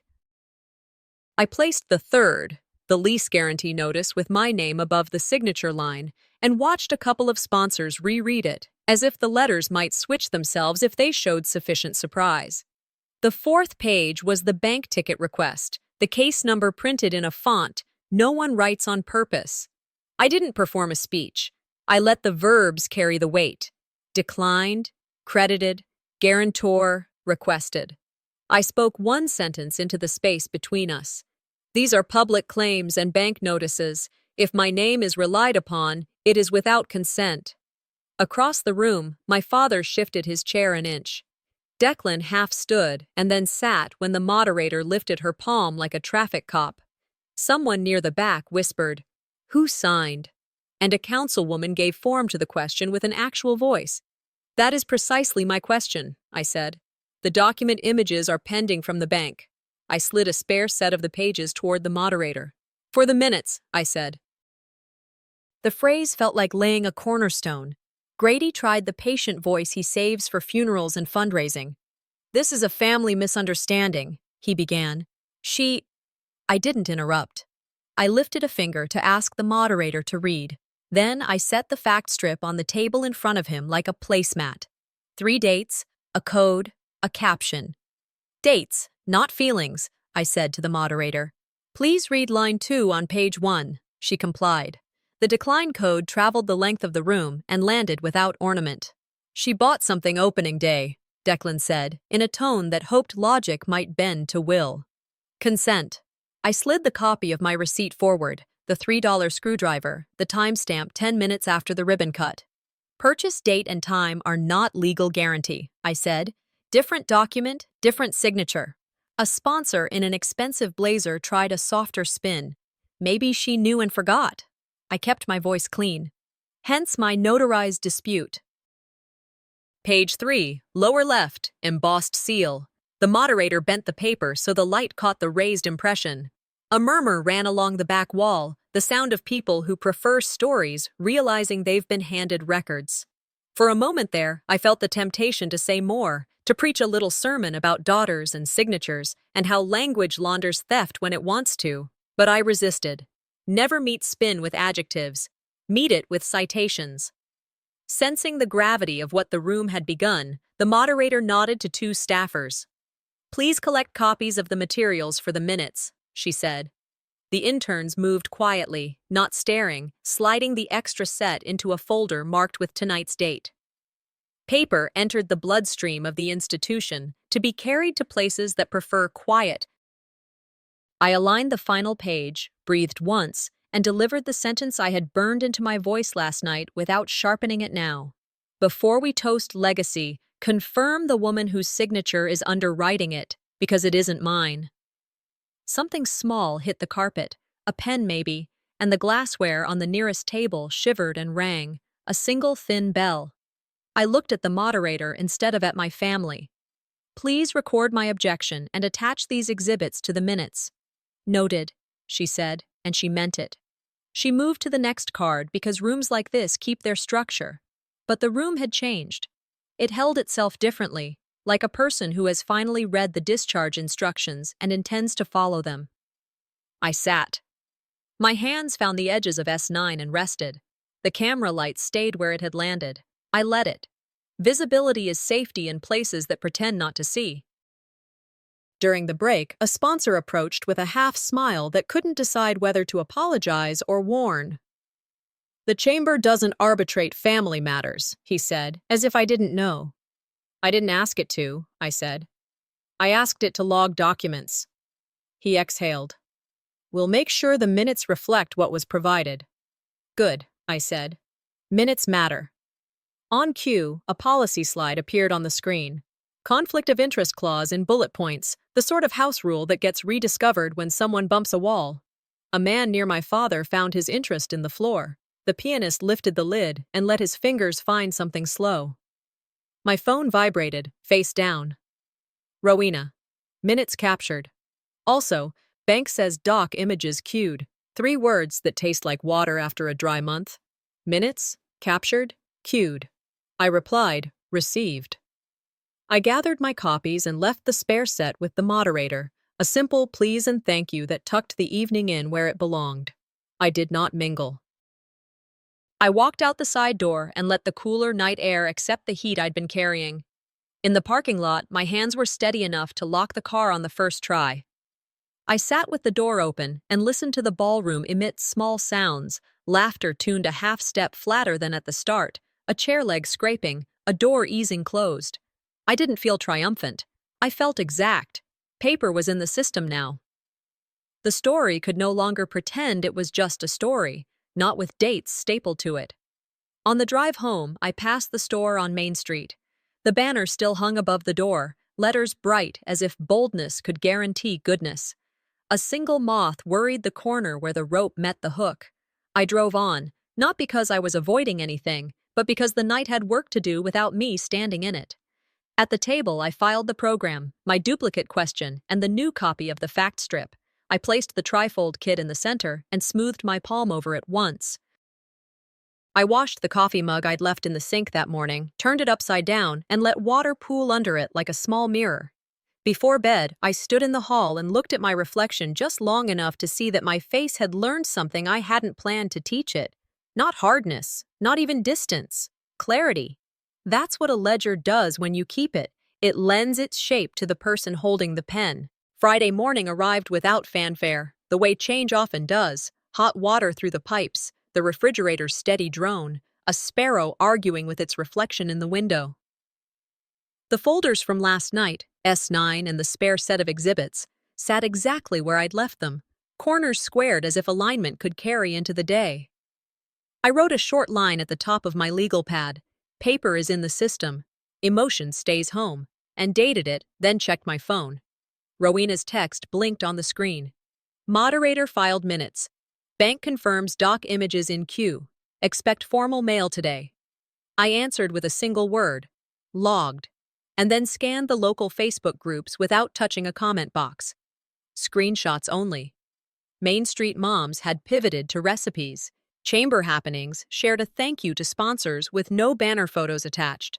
I saved everything that mattered into the S22 Community Posts folder and let the rest slide off.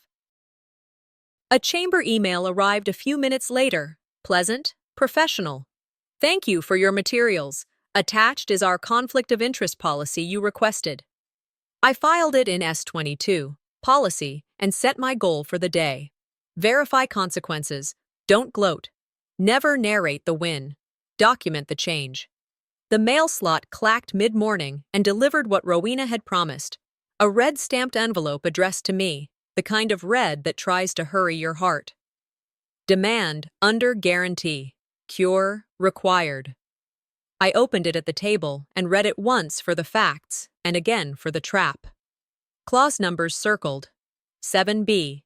10C. Payment window specified in tidy language, the account reference matching the storefront lease. I photographed the letter with today's paper in frame, then scanned it into S20, demand, and cross-linked to S7, guarantee, so no one would pretend these were separate stories. My reply came in 2 plain paragraphs. First, reference to my notarized dispute and a note that the chamber minutes contained exhibits reflecting my objection. Second, a demand to suspend reliance on any alleged guarantee pending document image verification. No adjectives. Nouns and dates move clerks. Adjectives move tempers. I sent it by email and dropped a certified copy at the post office, pasting the tracking number onto the PDF header before I filed it. On the timeline I wrote, S20 escalated. Response sent within 60 minutes. I walked to Main Street because I wanted to see with my own eyes what paper could do to a window. The sign on the glass had the tone bureaucracy favors: polite, anonymous, temporary closure, inventory check. The latch wore a slim brass padlock, new enough to reflect my face in a small oval. Low on the pane, a property manager's sticker announced, "Notice to cure posted, contact office." I photographed the sign, the lock, the sticker's placement, and the angle of the shadow from the awning, so context couldn't be argued away. 2 sponsors from the night before walked past, badges still tucked into the pockets of their blazers like the evening hadn't ended. One of them murmured, "Not to me, but not to me. We'll pause our in-kind support until the lease is clear." I logged the words verbatim. A chamber volunteer recognized me and then studied a very interesting spot on the sidewalk. Later, an email hit my inbox. Event imagery requested to avoid conflict. Screenshot, file, S11, fallout. Consequences don't sound like drama. They sound like scheduling changes. I didn't celebrate. I wrote down the date, the sign's exact phrasing, the color of the lock, the names on visible badges. That was the job. The rest, the part that wanted to feel vindication like warm rain, could wait. Grady and Declan rounded the corner like they owned it. Grady started with the line he'd been rehearsing since breakfast. "This is a misunderstanding," he said, palm up, voice full of neighborly sorrow. "You?" I held up the fact strip and pointed to the decline code. "Dates," I said, keeping my tone level. "Not feelings." Declan jabbed a finger at the sign as if motion could swap cause and effect. "You did this." "The bank did this," I said. "I wrote dates." Grady tried consent by purchase the way a person tries a key in the wrong lock for the 4th time, hoping the door will be kind. "You bought something opening day." I slid the $3 receipt toward him. "Sale is not signature," I said. "Different documents, different law." A passerby slowed. "Are you suing your family?" she asked, curiosity tugging the corners of her mouth. "No," I said, meeting her eyes so she wouldn't mistake calm for permission. "I'm filing facts." "That's different." "Who provided the document image with my signature?" I asked Grady, closing the loop with a question that could be answered. He cleared his throat instead. The padlock reflected a small sun back at him. They wanted volume. I preferred minutes. I stepped back so I wouldn't be framed as the scene and let the street go on with its chores. The cascade kept its measured pace. A sponsor wheeled a pallet out the back, labels peeling where someone had pulled them fast. Donation recalled. I noted the box codes because numbers don't try to charm you. The local paper's photographer took a shot of the locked door. I gave no comment, just offered the 4 exhibits from last night. The public records anyone could read without being told who to root for. An email from the chamber blinked. Until documentation is resolved, images featuring the banner will be removed from our page. Screenshot, file, S11, Fallout. The property manager replied to my cease reliance letter. We acknowledge dispute. We'll seek alternate security from tenant. I filed that under fairness. What contracts look like when people stop pretending. My internal meter stayed low. The goal wasn't shame. The goal was severance, from liability, from a story that didn't belong to me but tried to wear my name. At home, I added the morning's photos, the padlock, the sign, the sponsor's statement, to S11, Fallout, and cross-referenced them in the master timeline strip. I tucked the bank demand into the bursar appeal folder as corroboration that funds had been rerouted. Not a paragraph of outrage, just one sentence. Bank seeks guarantee. I dispute. Rowena texted mid-afternoon. Bank queued signature images for risk review. ETA next business day. I replied, logged, no calls, email only. Then I prepared 3 envelopes with identical fact summaries and exhibit lists, one to bank risk, one to the property manager, one to the chamber. Make it boring for them to ignore. Consistency is a pressure tool. I set the folders in a left-to-right row on the table, S20, S11, S7, like a small parade. Cause, effect, response. The house quieted around me the way it does when a plan is working, not because it won, but because it held. When evening laid a gold stripe across the stoop, I found a second envelope slid under the mat. Another bank notice, this one short and absolute. Provisional hold, placed pending signature verification. Not drained, just frozen for outgoing until the image review completed. The words were neutral, the way a scale is when it tells you what gravity has done. I steadied my breath and texted Noira. We have a temporary hold, pizza from the freezer, we sit tight. She replied in our shorthand, measure twice. I set the hold notice beside my mother's ledger and let the 2 papers sit together without insisting on a metaphor. This is what repercussion feels like when it's being handled by adults. Printed, dated, temporary. Before bed, I recorded one sentence into my voice memo. Holds lift when proof lands. Then flipped to a new page in my legal pad and wrote a title that told the truth without telling a story. Chapter 10. Signatures and Locks. I capped the pen, set it parallel to the pad's edge, and turned out the light. The day had delivered exactly what it promised. Not applause, not even relief. Just the sound of a door clicking into whichever position the next set of papers would choose. Monday arrived with a cool front and the kind of light that makes paper look more honest than people. I had the coffee set to drip before 6, the house quiet enough to hear the carrier drop a stack on the porch. When I opened the door, there it was. A thick envelope from the bank's risk unit, return address printed in the careful font of people who don't apologize. I logged the time in my pad, set today's newspaper beside it, and took a photo so the date would live in the same frame as the seal. Then I slit the flap and slid out the packet. Inside, signature image prints tied to the guarantee transaction. I knew what my hand looks like when I write.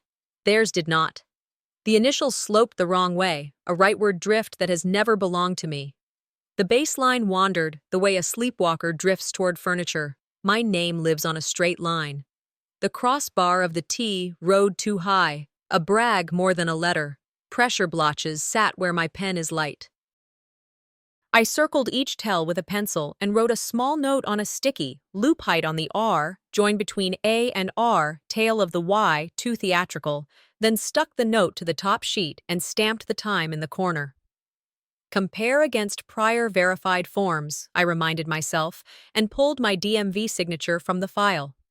Side by side, the differences didn't need my voice. They could argue their own case. I scanned each page into a crossfile called Signature Images and named them by date and minute so the chain of custody wouldn't have to rely on memory. The rhythm of the scanner settled my breathing. They wanted volume. I would give them vectors and baselines. By late morning, I was ready to walk off the edge of adrenaline. The sky had cleared, Main Street dry and bright. I took the long way around the block to the alley, not because I needed the steps, but because patience teaches its own lesson. The back door of the store was propped with a rubber wedge, the kind maintenance uses when a dolly is on the move. I stayed at the threshold where public space ends and common sense begins. Fluorescent lights flattened every color. On the packing table near the wall, under a metal clip, lay a printed transfer authorization, routing number masked, last 4 digits visible, the word authorization crisp in the corner. In a rushed hand, someone had written across the top, "For Declan, lease." Noira touched my sleeve. "Look," she whispered, not moving her head, the way I taught her before we ever needed it. "I see it," I said. We did not step in. I lifted my phone and took a wide shot from where my shoes could legally stand. The image caught the door label, the edge of the table, the wall clock that insisted on being precise. "Angles, then leave," I said. "Measure twice," she answered, already taking 2 more, one tighter on the word authorization, another framing the note with the clock in the upper right and the doorway sign in the lower left. She didn't overreach. 6 seconds, 3 photos, and we were back under the open sky. We walked around to the curb. Declan's box truck sat parallel parked in the kind of shade you only get at noon, the windshield reflecting a collage of clouds and brick. On the dash rode a manila folder, edges curled. On the console, visible through the glass, a carbon copy slip with the memo line exposed just enough to read, "Lease guarantee." The date matched the bank's letter. "Sidewalk only," I said. "No contact." We took a 3-frame sequence for context, license plate, VIN plate through the glass, then the close of the memo line with the day in plain digits. I tilted my phone to catch the courthouse clock reflected in the windshield, even though I already had the time on my overlay. Reflections are accidental witnesses. They don't pick sides. In a voice memo, I said, "Location, Main Street curb. Evidence seen inside vehicle. No entry. No touch." I ended the recording and slipped the phone into my pocket. We didn't linger. We didn't gloat. The work of a sidewalk ends when the photo set is complete. Back home, I laid 4 columns on the table and populated them like a teacher preparing a lesson. Column 1, the bank's signature images, the wrong slant, the wrong pressure, the wrong hand. Column 2, the table authorization photo with the note, "For Declan, lease," and the word authorization legible in the corner. Column 3, the truck slip with "lease guarantee" in the memo field, the courthouse clock soft in reflection. Column 4, my DMV signature, the reference that doesn't argue, it anchors. With a highlighter, I marked verbs only. Authorized, credited, guarantor, declined. Then I wrote the thesis sentence in a line my future self could recognize at a glance. Public claims and internal paperwork converge without my consent. I appended the mixer minutes from last week and the padlock photo from Friday, so the timeline didn't have to stretch between chapters. It could walk. When the packet looked like it could teach itself, I exported a single PDF and named it S6 plus S23 Evidence Bridge. I sent that brief to the bank risk address, reply all to the thread that already held the affidavit and the ticket numbers, and to the property manager with a cover line asking again for suspension of reliance until image forensics concluded. The bursar got a copy, not because they adjudicate leases, but because they consider grace when documentation shows diversion. I didn't ask anyone to believe me. I asked them to read. Then I drove to the police station, not the emergency desk, the smaller office off the lobby where forms live and nobody rushes unless a phone rings in a way that asks them to. I filed a non-emergency report for identity misuse, the kind that doesn't make a siren sing, but does make a number exist. The officer on duty worked through the questions with me, careful, respectful. When he said the case number out loud, I repeated it back, then typed it into a message addressed to myself and to the risk thread. My email subject read, "New exhibits, table photo, plus truck slip, case, Eindertwank." I listed attachments in bullets, then closed with a sentence I'd now written so many times it felt like a hinge. Please suspend reliance pending image forensics. To the property manager, I copied the same brief and added, request alternate security from tenant and removal of any reliance on my name. It wasn't a request for a favor, it was a request to do the work they tell the public they do. To the bursar, I added one line to my appeal. Identity misuse under police case, natural bucking. Please consider grace window extension. Numbers boss emotions around. They also train inboxes to behave. Back at the printer, I made paper twins, one set for S6 plus S23, bridge, one for the tote. I stapled green tracking slips to the copies that were going out by mail. My pen drew a neat check beside each envelope on the list. The house felt steadier than it had in a month, not because it had learned a new song, but because the notes were in order. Evening found me in the exact seat I'd started in, the light slanting across the floorboards like a ruler. An email from Bank Risk pinged, subject line sober enough to make my shoulders square before I clicked. Please attend a recorded conference call Tuesday 9:30 a.m. with Risk Legal and the property manager. Bring ID and signature comparators. There it was, the line that means someone will have to speak while their own notes listen. A second email landed a minute later from the property manager. Tenant notified to provide alternate guarantee within 72 hours. I read that one twice and let my throat relax. My phone lit again with an incoming call. Grady. I watched it ring all the way through and let it die a natural death. A voicemail bubble appeared. We can fix this if you stop sending things, his voice said. The kind of sentence that would like to be paternal and manages only to be familiar. I saved the message as an audio file and slid it into S6 plus S23, calls, named for the day and minute. Then I wrote one line on a fresh page of the pad so tomorrow would know what I expect of it. Locks turn both ways. Bring your key. I closed the ledger, capped the pen, and stood long enough to turn off the kitchen light. I could hear the soft tick of the dining room clock and the low hum of the fridge keeping its promise to whatever we'd saved for morning.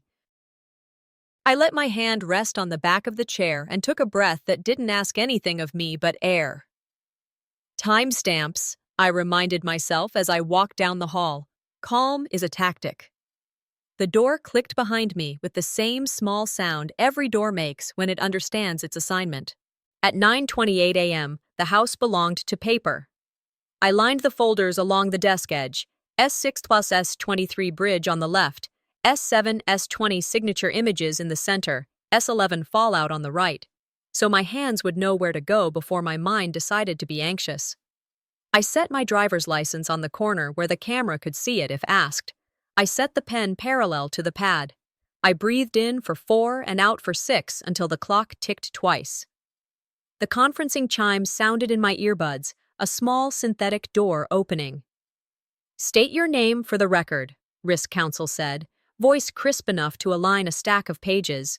I answered with nouns and dates. Sara Patterson, June 19th, 9:30 Eastern, case number ending in 27. I could feel my shoulders settle as the words left me in lines rather than clouds. The property manager joined next and confirmed what I needed on tape. Alternate guarantee requested from tenant. I wrote the sentence verbatim in the margin of my timeline and underlined the verb. Risk asked for a comparator signature. I held my DMV card to the camera until she said, "Thank you," then emailed the side-by-side PDF labeled exactly as I'd promised myself it would be. Signature comparison, 2024-0619. When questions drifted toward hypotheticals, what if, would you, I brought them back to the verbs I'd highlighted on my copies. Authorized, declined, guarantor, requested. I'll answer what's documented, I said, and let the silence accept that boundary. Risk scheduled image forensics and promised a written summary of the call. Please include the phrase, suspend reliance pending review, I said. She agreed. I logged the end time with the same care I give beginnings. Rowena called after I closed the laptop, voice lower than the conference lines, a friend's timbre layered over a banker's spine. 2 rules for the rest of the week, she said. Don't answer feelings. Don't chase hypotheticals. I can do that, I said, flipping to a fresh page where her sentences would live longer than my mood. She dictated phrasing for the appeal that would survive committees. Replace stolen with diverted without consent, she said. Replace fraud with identity misuse under review. Write like a clerk will copy-paste you. I could hear her smile when she added, the checkbook never lies, just make sure it's legible. I pasted the proverb at the bottom of my notes where tone belongs and wrote our one-sentence objective for the week underneath.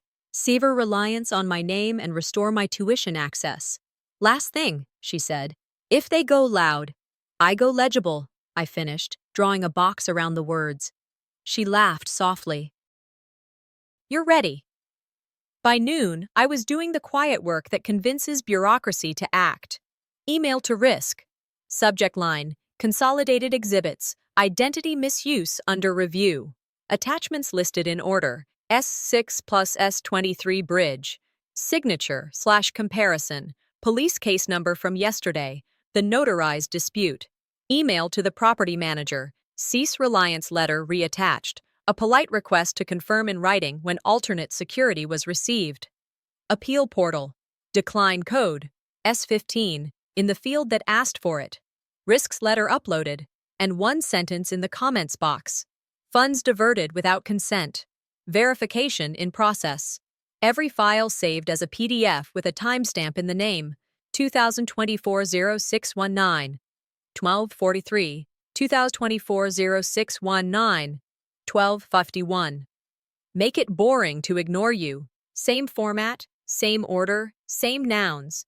I printed paper twins of each submission and slid them into color-coded tabs. Risk was blue, lease was green, bursar was red, police was gray. The desk began to look like clarity, which is how I like rooms to look before people join them. Family Pressure tried a new angle at 1:12. A text from Grady read, "Let's talk like family," as if a noun could make a method righteous. I replied with the line that has saved more women than forgiveness ever has. For accuracy, please email. The email arrived with the speed of a man used to being accommodated. You're hurting your own brother, it said. I pasted my one-sentence objective beneath it like a footer and attached the fact strip without commentary. At 2:03, Declan forwarded a proposal, which is to say a Word document without a letterhead or a line for a notary seal. We'll cover a semester if you stop, he wrote, as if a season could replace a principal. I replied, no NDAs discussed, written terms only, no waiver of rights. It read like a policy because it was one. Aunt Thyra sent a voice note saturated with varnish. We'll remember who embarrassed us, she said, as if memory were a sacrament and I had refused to kneel. I transcribed the line and filed it under Family Pressure, verbatim. For the record and for anyone listening who needs the reminder, if they won't write, they're not ready to agree. I didn't escalate tone, I escalated paper. Each reply carried exhibits and dates. Each day taught me that dignity loves a timestamp. After dinner, Noira and I turned the kitchen table into a small office the way a family turns a garage into a band room. Quietly, with a rule about volume. I spread the week's expenses and the bursar's deadlines. She slid a simple spreadsheet across, color-coded like a stoplight. Rent and utilities held steady in green. Food blinked yellow where we could shave. The tuition hold timeline waited in red for the bank to release the valve. Measure twice, she said, half to the grocery list and half to the inbox. We compared coupons to staples and needs to wants. On a scrap, I wrote Mom's shield story in 2 sentences, the way she slid the envelope across the table, the way she said shields are for using, not hiding. Noira nodded, eyes level. Shields are meant to be raised, not framed, she said, and we high-fived the line like people who had agreed to the same grammar. She printed labels for our folders, risk, lease, bursar, police, and stuck them straight. Her handwriting is neat in the way children's hands are when they take themselves seriously. Teach kids the budget like you teach them bike helmets, I said aloud, letting the sentence hang for whoever needed it. Protection is a habit. Before bed, she left a small sticky on my monitor, her block letters steady. Quiet wins rooms. Images win cases. It was the only banner I wanted to see in my house, and it faced in. At 9:47 p.m., a PDF arrived from Declan titled Family Agreement, the capitalization trying to move it into law by itself. It promised to assist with tuition if I withdrew disputes and refrained from public statements. At the bottom, a paragraph unlocked itself like a trap door, an implied non-disparagement clause, and a line about closing all files. My cursor stopped. I didn't type the speech running through my veins. I forwarded the document to Risk and the property manager with a neutral note. Received attached. I will not sign away rights. This does not change my dispute. I filed the PDF under Pressure Docs and renamed it with the date. Then I set my alarm for the morning and told the room what I needed it to hear. They offered quiet like a gag, I said softly. I choose quiet like a record. I turned out the light and listened to the refrigerator's hum, steady, unplotted, and the whisper of the air through the vent, and for the first time in a week, sleep arrived without negotiation. At 9:30 a.m., the recorded call opened with the kind of formality that makes your shoulders straighten even when no one's watching. Risk counsel, property manager, and a clerk joined the line. I started with nouns, not adjectives. Sara Patterson, June 26th, case number ending in 34. I could hear the click of keys as they logged it. Risk counsel spoke first, reading from a prepared note. Signature image variance confirmed. Stroke order, baseline drift, and pressure mapping inconsistent with comparator provided. Phrase entered, inconclusive to authenticate. My pen underlined the exact words, sufficient to suspend reliance. The property manager added, voice neutral as glass. Tenant must replace guarantee within 72 hours or face default remedies. I copied it word for word into my timeline. Before the call ended, I asked for a written release of reliance pending review. A PDF pinged into my inbox before we hung up.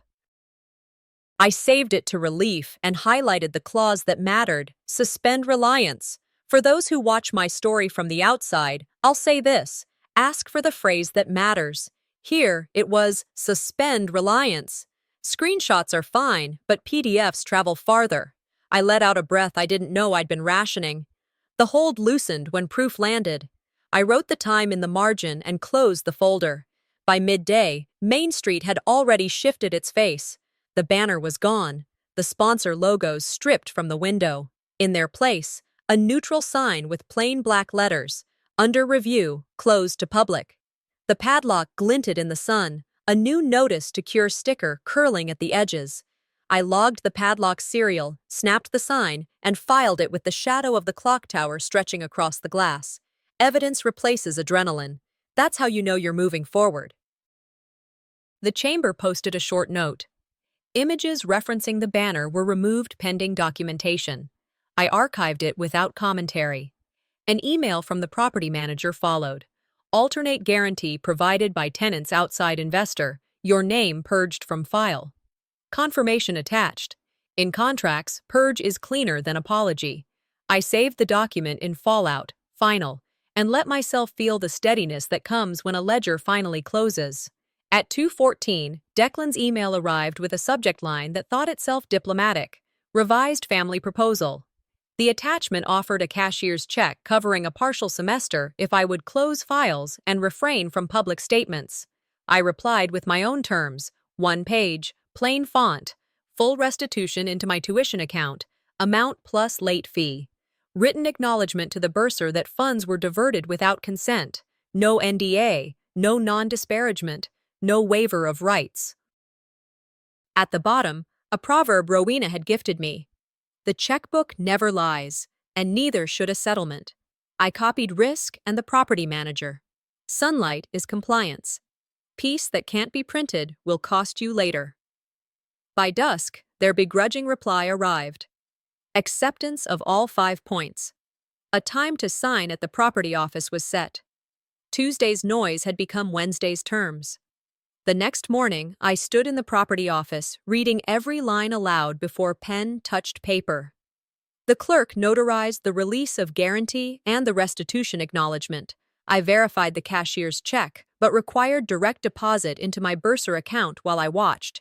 The clerk typed, hit enter, and the screen shifted from hold to received. I took the confirmation number down in ink. The acknowledgement letter stated it in nouns only. Funds were diverted without consent, restitution paid, student not responsible for prior delay. I initialed each page, requested certified copies, and photographed the notary seals. One copy for the bursar, one for risk, one for my file. I didn't pose for photos or shake hands. I slid the papers into my folder and said, "Minutes matter." Then I stepped into daylight where the air was ordinary again. At home that evening, the kitchen table turned from battlefield to ledger. The bursar account was clear, the late fee reversed, class registration unlocked. Noira highlighted deadlines on our color-coded sheet, green and yellow marching toward fall. We set Mom's ledger on top of the stack. "Your grandmother called this a shield," I told her. "Today we raised it." We taped a single page to the fridge under a magnet shaped like Ohio. What we learned. Keep it in writing. Ask for numbers. Carry paper twins. Never trade truth for quiet. For those watching, I'll add one more. Teach the next person your trail. Generosity is protection, too. The phone rang. Grady's number. I let it slide into voicemail. We sat side by side and listened. His voice was smaller than I remembered. "Can we talk?" Silence stretched. Then Noira, 12 years old and steady as a notary, looked at me and said, "Now he knows I'm watching." The cold clarity of her line landed like a seal on every folder I'd filled. Before bed, I sent a thank you email to the bursar clerk and to Risk for their written summaries. Institutions move by paper. Gratitude should too. Then I uploaded a redacted how-to sheet to the neighborhood page, timeline template, phrase bank, request checklist. No names, no adjectives, just a trail. At the screen door, I stood a while, cicadas rising, the town humming as it always had. Same streets, same storefronts, same gossip waiting in church basements, but I was not the same. Quiet had carried me through the rooms, images had won the case, and the record keeps the door open. I didn't win by being louder, I won by being legible, and that is a kind of love you can pass down.